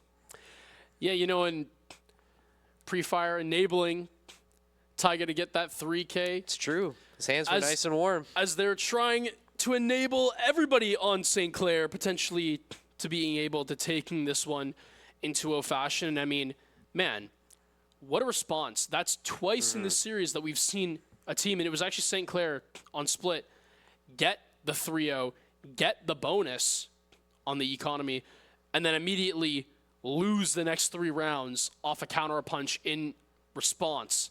So really well done there from St. Clair to do it this time and be on the right side, the receiving end of that counter punch. As now they look, seems like we are all back into the server. Tillo's back and ready to gun. As now St. Clair, West Virginia, 3-3 on Haven. Seems like everyone's stacking up for a quick little peek at what's going down A long.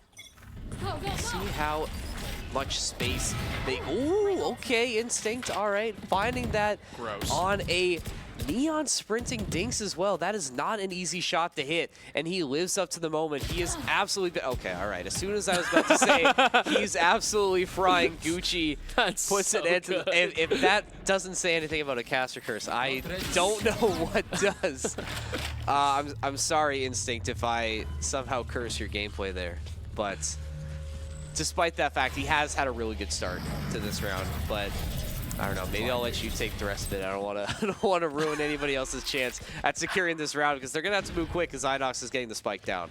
Yeah, you know, the more you talk, it seems like St. Clair players just kind of fall at the seams. Tillo going down as well. No, I'm just kidding. It's my turn now to curse this one out, and I'm hopeful to do it for West Virginia. As JP going to be able to find one, but the refrag comes in. It's through. Gucci is just so unrelenting. Can take this last swing as well. Gets blinded, and Taiga, fully blind, is able to land the shots, not able to find the flick onto the head. That time, the Breach, the winner of that duel, and West Virginia able to take their lead 4-3. This is similar to what we saw in Game 1. It took a while for any side to really take that step separate from in the pack, getting their lead. We knew this was going to be close. Like we said, these two teams match up very, very well against each other. And again, we're seeing it. This is going to be a fight that's going to be long and drawn out unless somebody like Taiga can step up to the plate and find that big play to get their team going. I'm expecting St. Clair to respond in kind here. You know, we give JP and Odin. Give him a chance to just spray and pray. Instinct still with that operator in hand. Still being productive, but Dinks responding with an off of his own.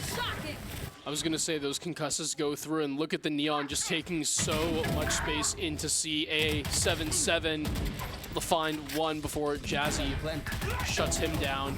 Nice wallbang from Gucci as well. Great awareness is now Instinct.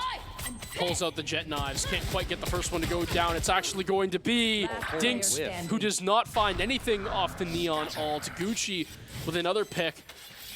Tapping this defuse, but I don't believe Instinct is aware of the Omen's positioning. Able to find a kill, but nonetheless, the timer now becoming a big factor.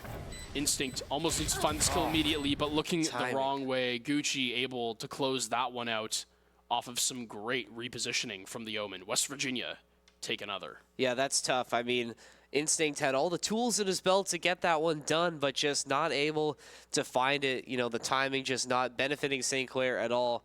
Instinct going the exact opposite way he needed to. Didn't have the intel on Gucci's position, and another round that St. Clair lets slip away.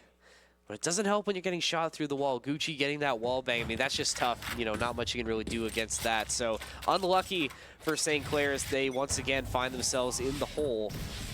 But with the way they've been playing, they've shown resilience and the ability to find a way to get back into this one.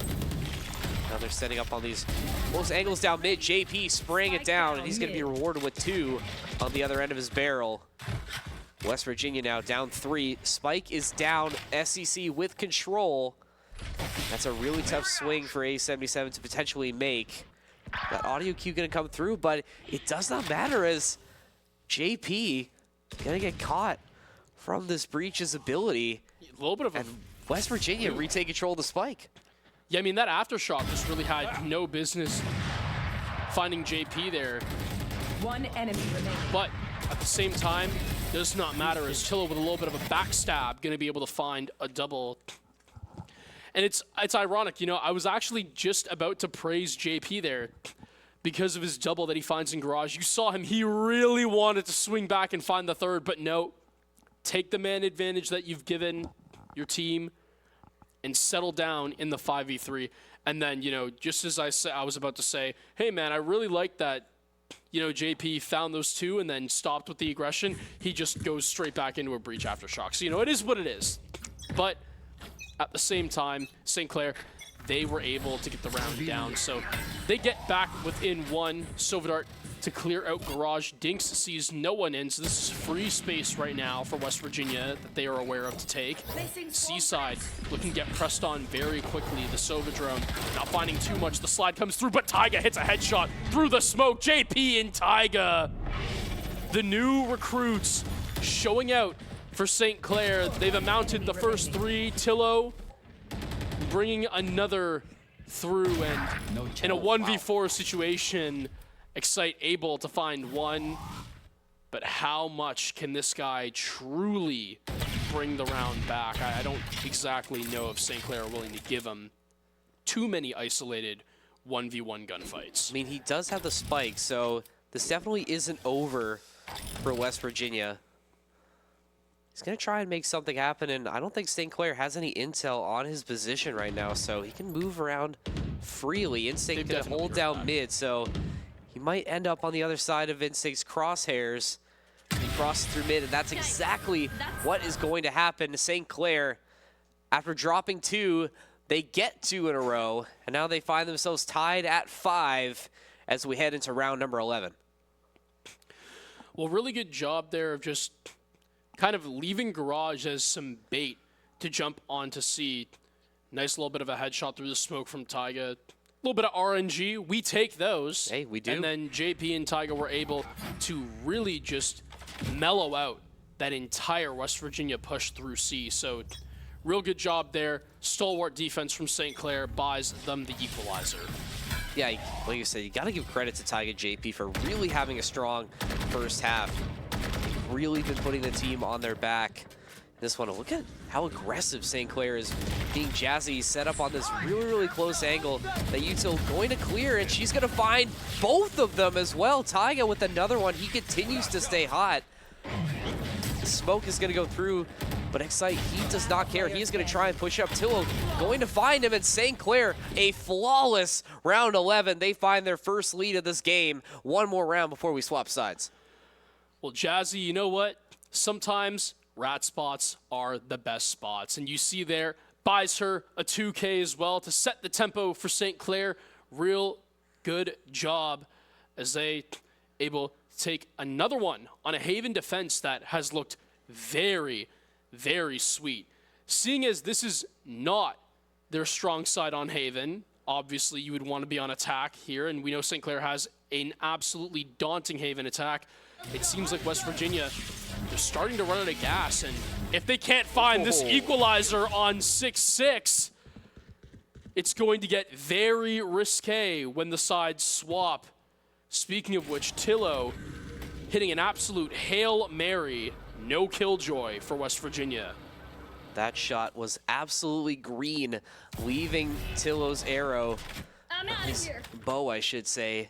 That arrow finding purchase, and West Virginia again trying to take space onto A. They're going to get it as things going to be in this lower position. We saw how dangerous he was set up there. St. Clair's going to make sure they clear this out.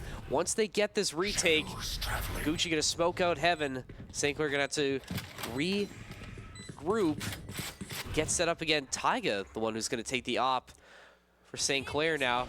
Must have a play set up here as Is Killjoy ult going to come through? And now West Virginia, they're the ones who are going to have to try and find a way out of this. One pick coming through for West Virginia to St. Clair's 3. JP going to get the defusal going on the spike. Dinks can't get anything. Tiger going to just rush him with the shorty. St. Clair come out on top, 7-5 at halftime. I mean, that's insane. The aftershock from Jazzy to clear out hell, and then it's literally just like fish in a barrel. You would think St. Clair would be jumping out of heaven, all 4.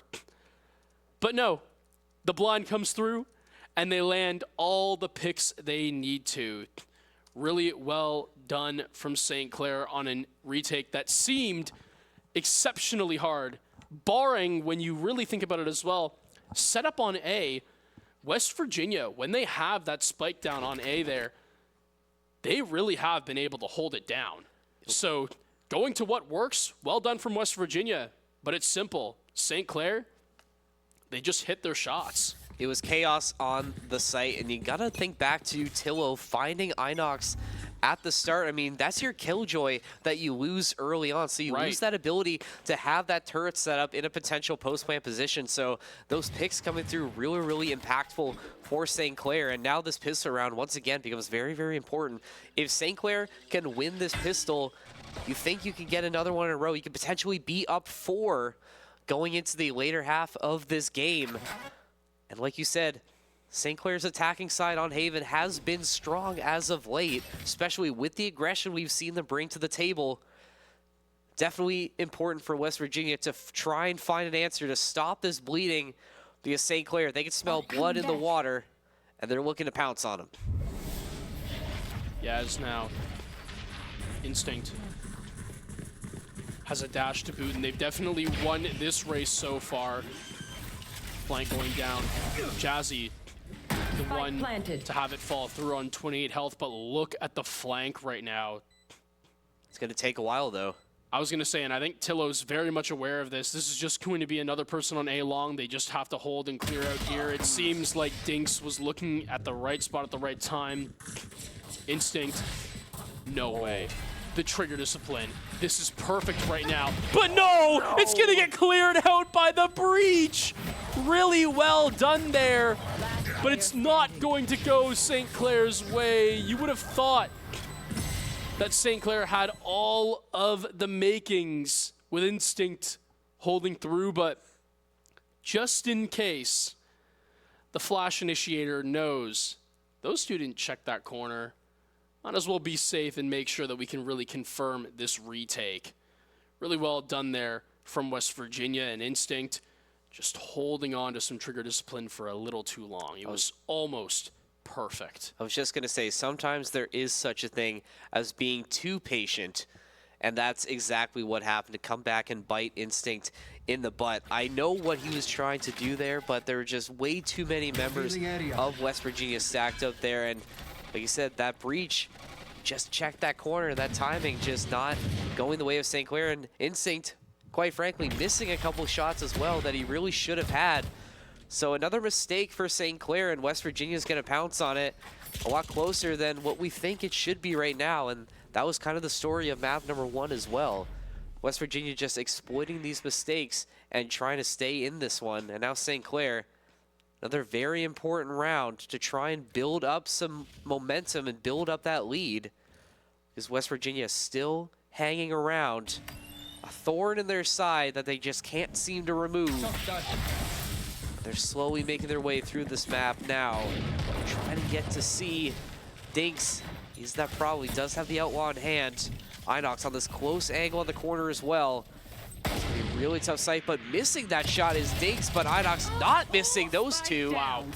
Taiga gonna take him out with a classic, but St. Clair now in a really, really tough spot as Dinks dodges out of there into JP's sights, but it doesn't matter as West Virginia is still with the man advantage, and now St. Clair gonna hustle over to B. Yeah, and they need to make this rotation very quickly, and JP has a lot of say in it. It's actually going to be Instinct who's going all the way over to A. And yeah, I was going to say you get into a dangerous spot here, because if they can make this cross before JP cuts them off through the sight line of spawn through B, which they have done Look at this pinch they have set up too. I was going to say, this round now becomes so much harder to deal with, especially when they know that JP could potentially be lurking around the area. No, they don't. They've just completely moved on. JP, just be patient, JP! No! Held on a little too long. The round prior, it was trigger discipline lasting too long. This round, it's trigger discipline that didn't last long enough. JP wishes he can get that one back. And Instinct knows they had that one in the bag and they just let it slip once again. Not able to convert on these potentially easy plants, and West Virginia claw their way back into it. St. Clair going to get rifles online in this round at least. You have something to work with, but you have to think that this lead should be a lot bigger than what it really was, especially the way that this site just goes down. That's so tragic for St. Clair. Like we said, they do have rifles now. Instinct bringing that Guardian with him. Some Vandals and a Phantom for Taiga. West Virginia opting for a couple SMGs this time, so if you're going to take advantage of a little bit of a thrifty Nico round, now's the time.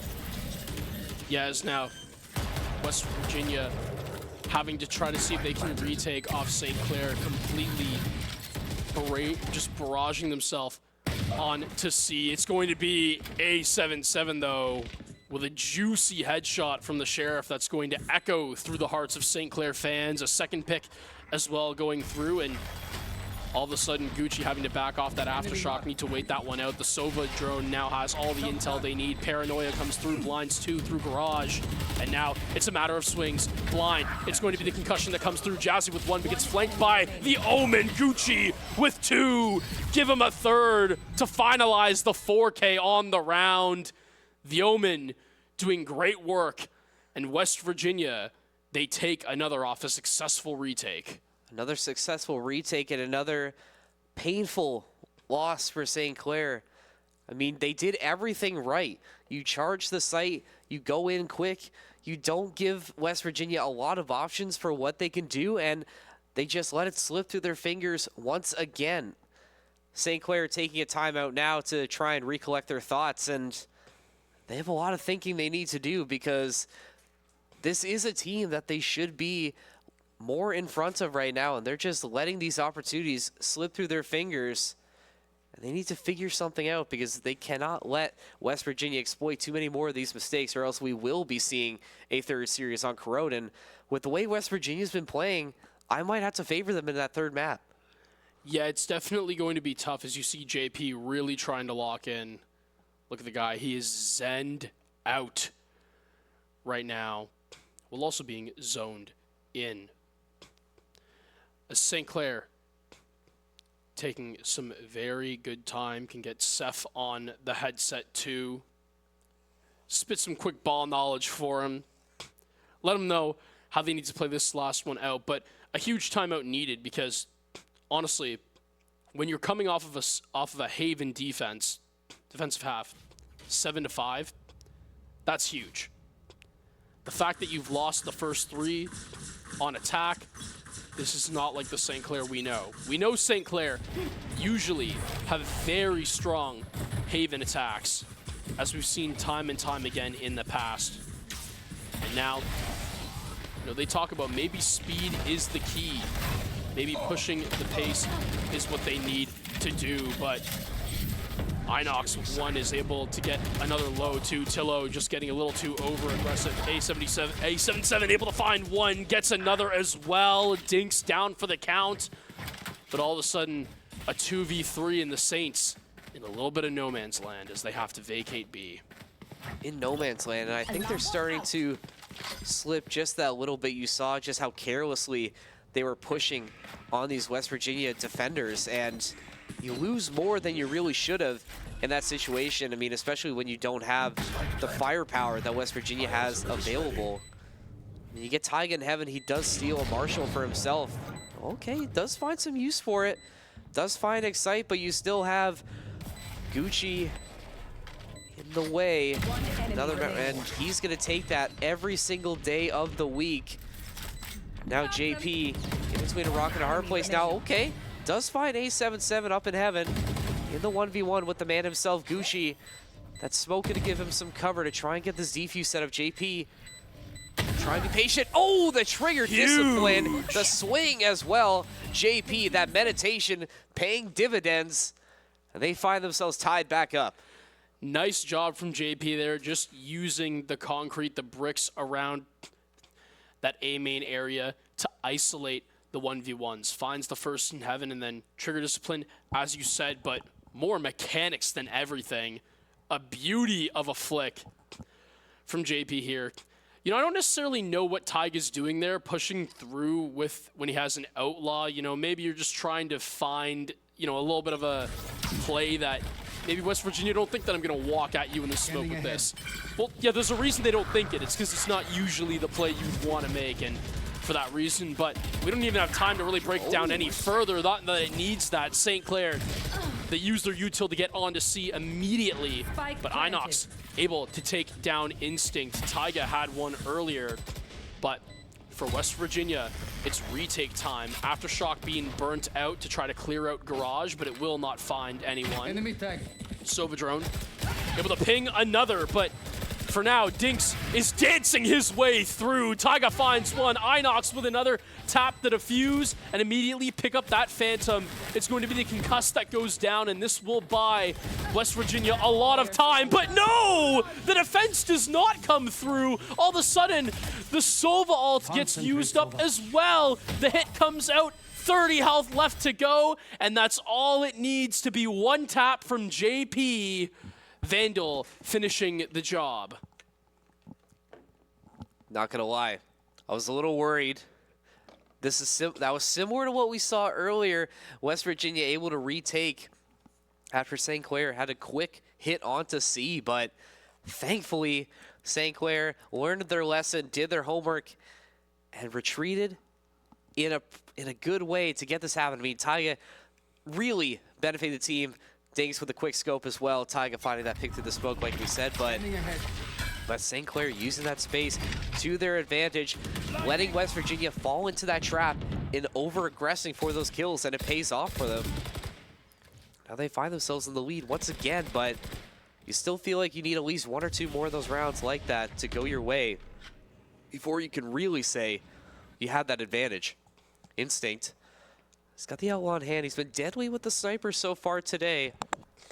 You want to see him get an opening pick to potentially open up some space for St. Clair, as right now West Virginia spread out. They got to be careful on Enox on this close angle here as the rest of West Virginia rotating back around.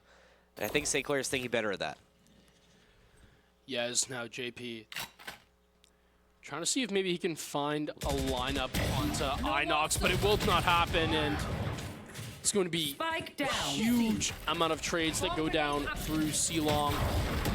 2v3 scenario, and the spray with the judge just works its way through in Gucci's favor. 30 seconds left. Instinct. 30 seconds, 1v2 scenario. Phantom in hand.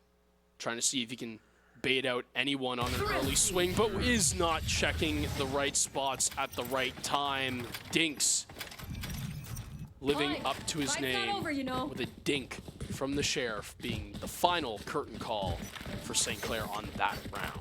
That's a hell of a shot from Dinks right there. I mean, Instinct is in a really, really tough spot. Not a lot of options with that little amount of time left. Yes, you're Jet. Yes, you have the ability to move around the map quickly, but don't necessarily have time to rotate all the way back around to B without West Virginia expecting that to come through. So you just had to make a decision, and Dinks, unfortunately, was on the other side of that C-long position, and we know that he can make a play. He has been that playmaker for West Virginia so far. They continue to get things done as Gucci getting things done with the judge, and now West Virginia, the picks continue to come through. It's all falling apart for St. Clair now. Instinct going to fall as well. Jazzy, the only one left standing. West Virginia not losing a single person besides Gucci. Dinks continuing to stay hot. West Virginia retake that lead that St. Clair had stolen from them earlier. Yeah, you know, it's unfortunate, but at the same time, give all credit where credit's due to West Virginia. Gucci walking down that A short, able to have the intel from the Sova, and immediately finds all the picks necessary with that judge in close range. I mean, nothing really is going to be able to beat that out, minus if you can land the one tap with a rifle. So unfortunate there, but well done for West Virginia as they reestablish their lead. 10-9 though, still anybody's game, but Gucci is really having one right now. The entry onto Instinct, I remember I was talking about how sometimes the guy can over-aggress a little bit too far and give up first pick a whole lot, as we've seen that reminiscent of this round. Jazzy trying to reposition, but for St. Clair, this one has ended very short minutes. Yeah, just nothing really being able to get thrown for them. Hey. West Virginia completely stunting St. Clair's momentum. You can see it on the face of the players. It's really starting to slip away right now. You had it earlier, but you just lost whatever magic you had earlier in the evening. I mean, you still have time, but this one is going to go down to the wire, just like Split before this. St. Clair need to find answers quickly, because like we said, I think a trip to Corrode would not be good for the way that West Virginia's been finding answers for whatever St. Clair throws at them. St. Clair's going to need to find an opening pick, and they need to find it quickly. Look at West Virginia. Look at this setup. They're expecting this A hit. I mean, if we didn't know any better, you would have thought the game just froze. I was going to say, no. everybody just... It's just everybody waiting on the Sovidrone to see what intel it can find. Look at just all of these players waiting for the A short hit. Dinks and Gucci lying there, but electing for long as you just see how grouped up it all is. The breach all comes through, and I believe got more than just a couple of members. Taiga able to find one. Tillo can just sit in this corner and have a huge pick. Can he get the second on it, Dinks? Yes, he can. Tristan with a huge double kill, as now St. Clair can look to hold. Inox not going to be able to have a damn thing going through. Instinct shuts him down. The TP a little bit risky from Taiga, but the shots will be able to land as St. Clair going to be able to find yet another one off the back of just somebody being able to trade out the risky playmaking Omen. Sometimes risks do pay off. You know, it doesn't really seem like that has been the way for the Saints tonight, but they find an answer, and it comes in the form of Tillo and Taiga once again stepping up to make big plays. Need another one, though. You can't give up too many more mistakes to West Virginia, just on the precipice of match point. See how aggressive they elect to be here, but you got to watch out for Gucci. Like you said, he's been having a really strong map too. I want to say even outshining Dinks in some cases for West Virginia, but Tillo's going to get the intel, and he's going to force that TP out of Gucci, and it's going to give St. Clair a little bit more space to aggress onto A. Instinct going to try and clear out these corners. That smoke going to clear it. Jazzy, he's going to take out Gucci, and she's going to add another one as well, so St. Clair in a position, but that spike carrier does go down. It might have to come down to individual picks this time as Dinks, he's hustling over, stunting. No oh my way. God. Hitting that clip onto Taiga. That is absolute insanity from Dinks. I'm speechless. That's just, the movement was absolutely crazy coming through from Dinks. JP gonna stop that killjoy. Dinks somehow on 2 HP is going to survive. Up in heaven now, does have the operator, so this still is an advantageous position.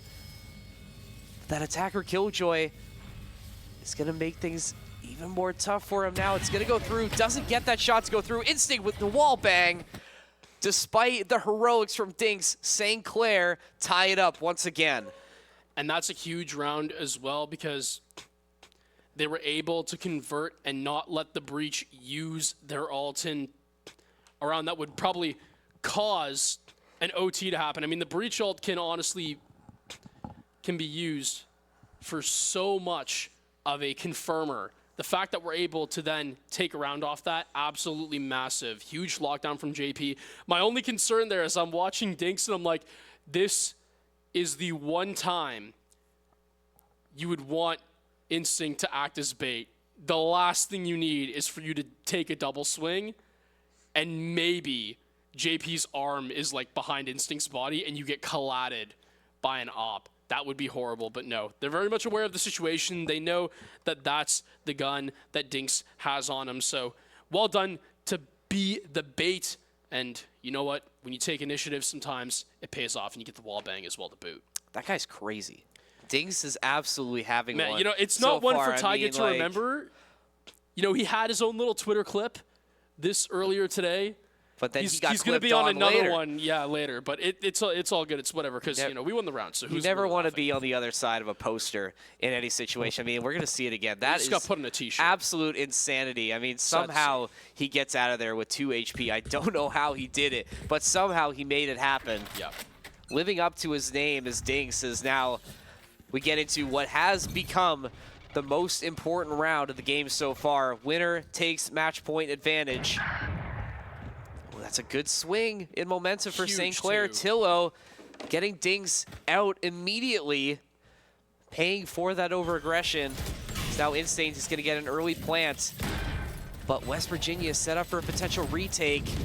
The smoke's going to give St. Clair a little bit of cover. Tyga, or I should say Tillo, excuse me, playing it very, very far back, looking for these lurkers, and he's going to get rewarded. An A1 pick onto A77. And now St. Clair in a power position to force match point. Feed him his ace. He wants it. They know that's what they're going to do. The 4K.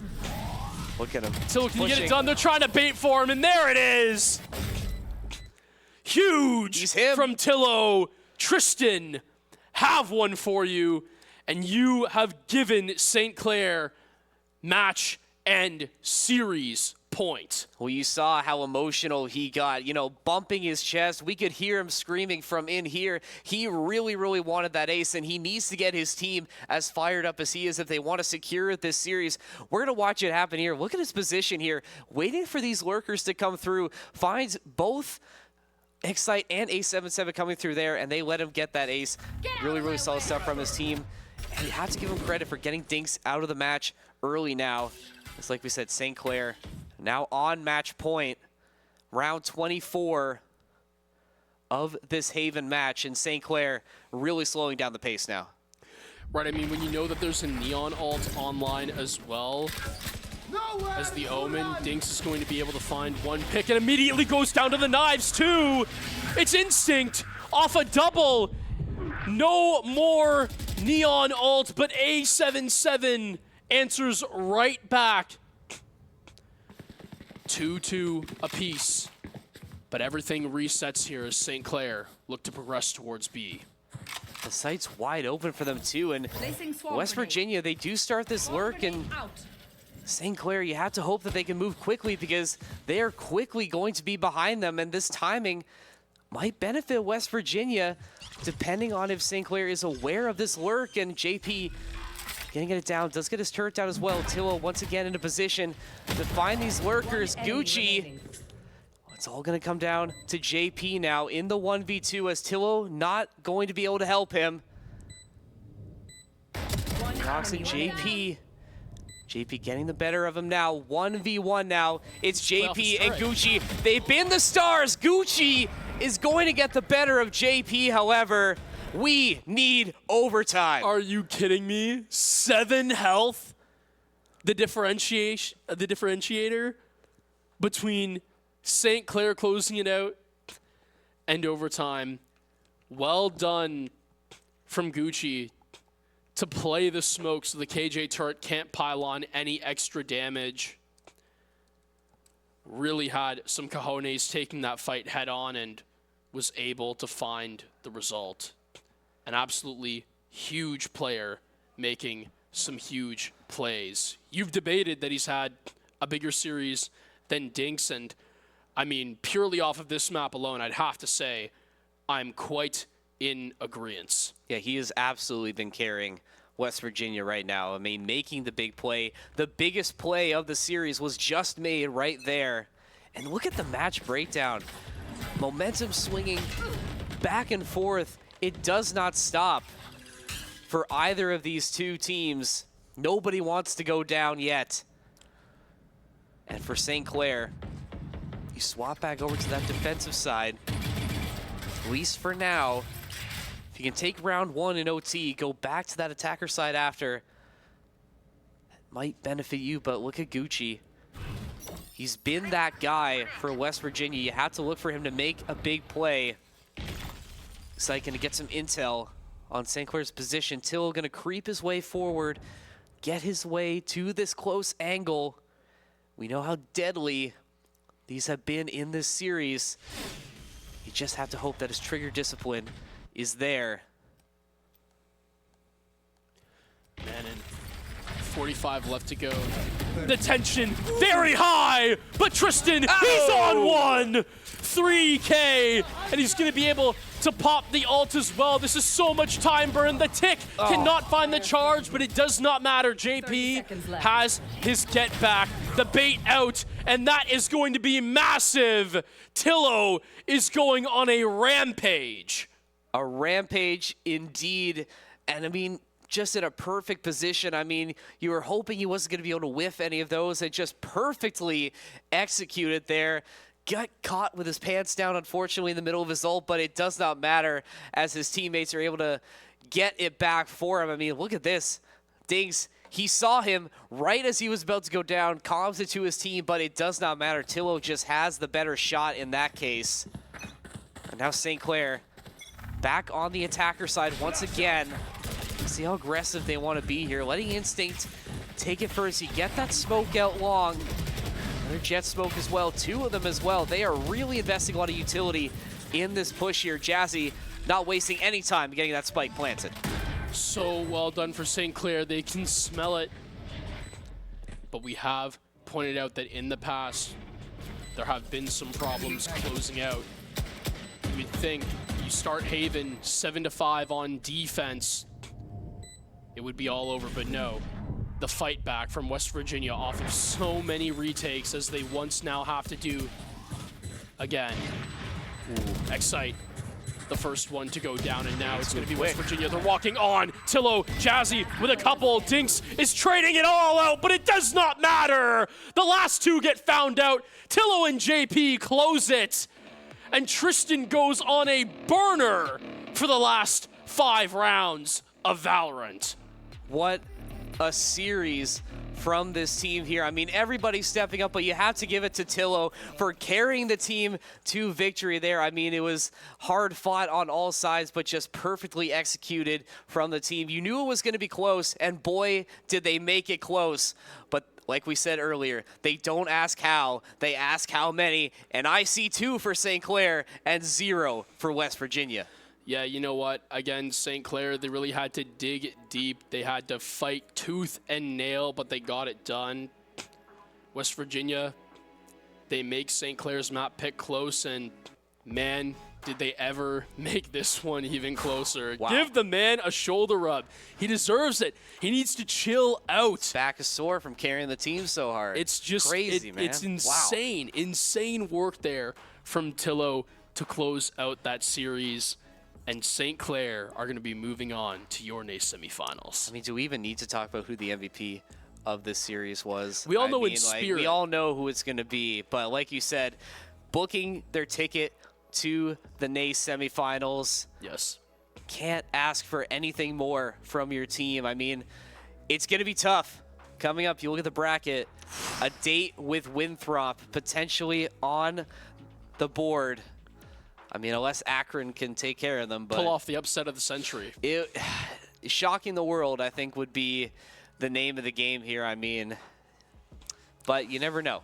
Stranger things have happened. I mean, if they can let Tillo lock in the way he was able to today, I think it's very possible.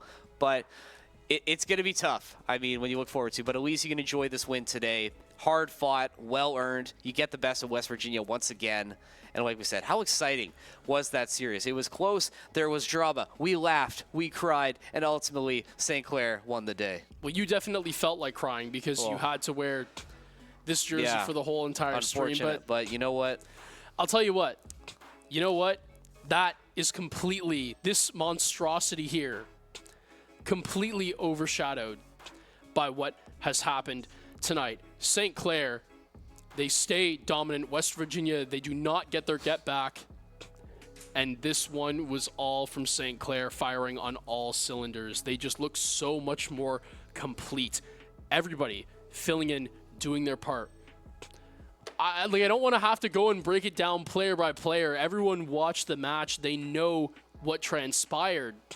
But it never seemed like any one of the players on St. Clair were truly down and out throughout any part of the series. Everybody had their own individual moments to shine, and they checked the boxes. And you could tell, like you said, when Jazzy came in between maps and she said that, yeah, that was closer than we were hoping for, they knew that they were the better team in that situation. They proved it, obviously, by coming out on top. But, like, those later rounds, like you said, you build up that momentum. It looked like West Virginia had found that third gear to lock into. They were really starting to run away with it. And then you just come back, you know, dig your heels in, grind it out, find a way to win. You ask for big plays from your players, and they make them. That's exactly what you want in a high-caliber team when you have as much talent as they do right now. And that's what led them to win the day.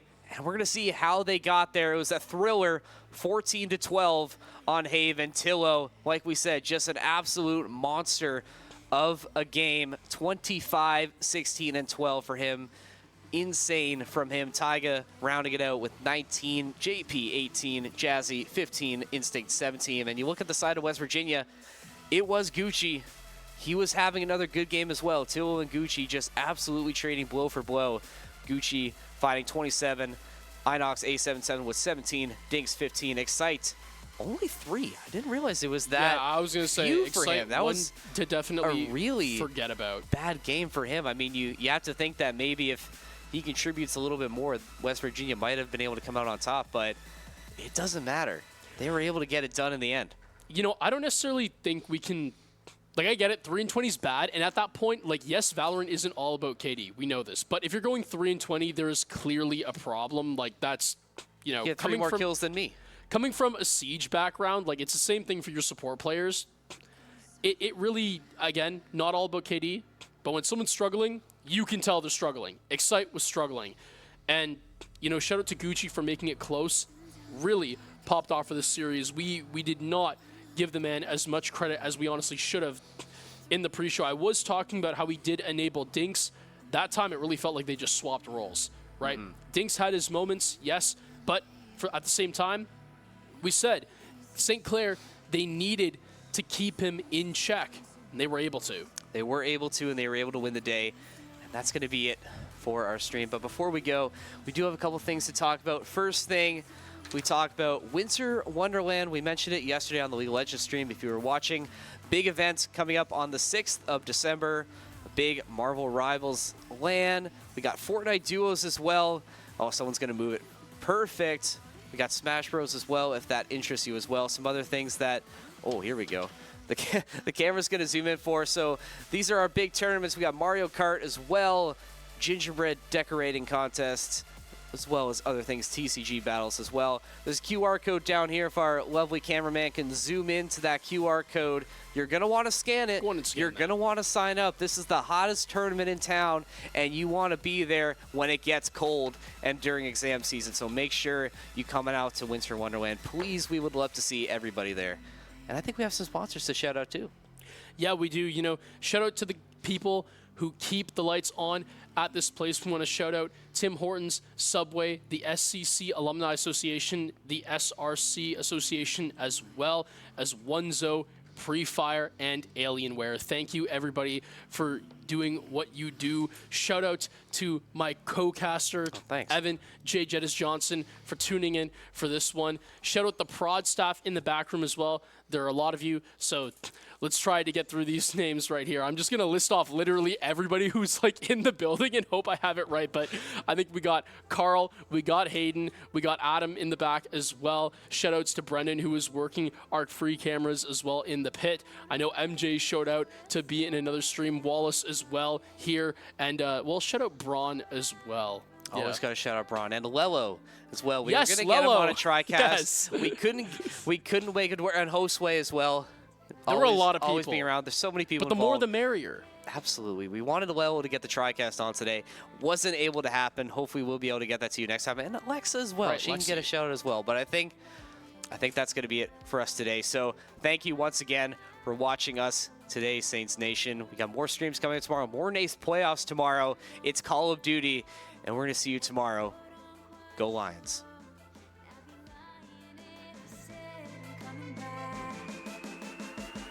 I just wanna go, I wanna walk away. Never wanted to love you anyway. Guess I should've known, won't pick up the phone. Go on and watch me fade. When you see the lights faded in the night, know that I'm fine alone. I'll be running for the skyline, sun in my eyes. No music, but I'm dancing. I'll be running, I'll be running by, I'll be running, I'll be running by, I'll be running, I'll be running by, I'll be running, I'll be running for the skyline, sun in my eyes, skyline, sun in my eyes, skyline, sun in my eyes. No music, but I'm dancing.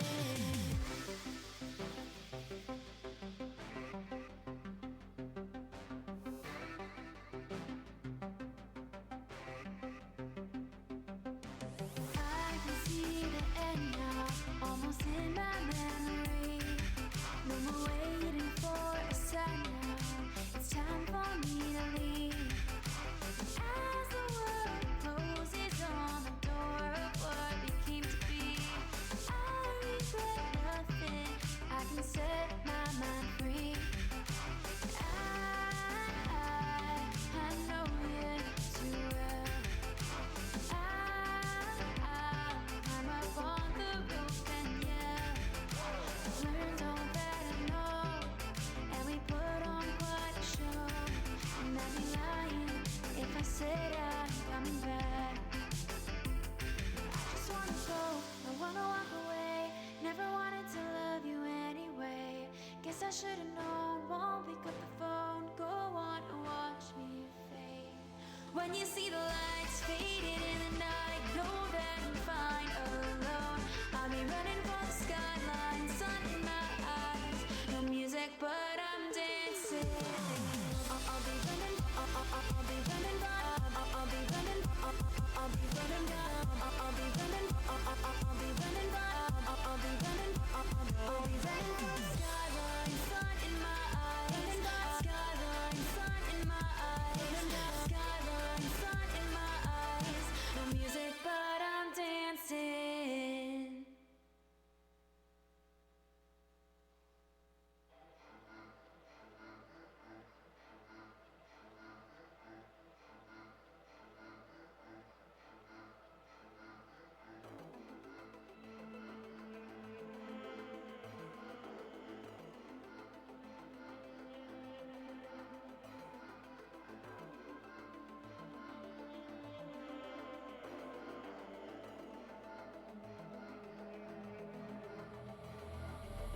Bodies in the alley, keep one hand on my money. I try to lose them in the dark. Colors bleed together, I can't run any faster. It will end before it starts. I'm up against a wall. How can it be growing taller? I'm high on a dragon.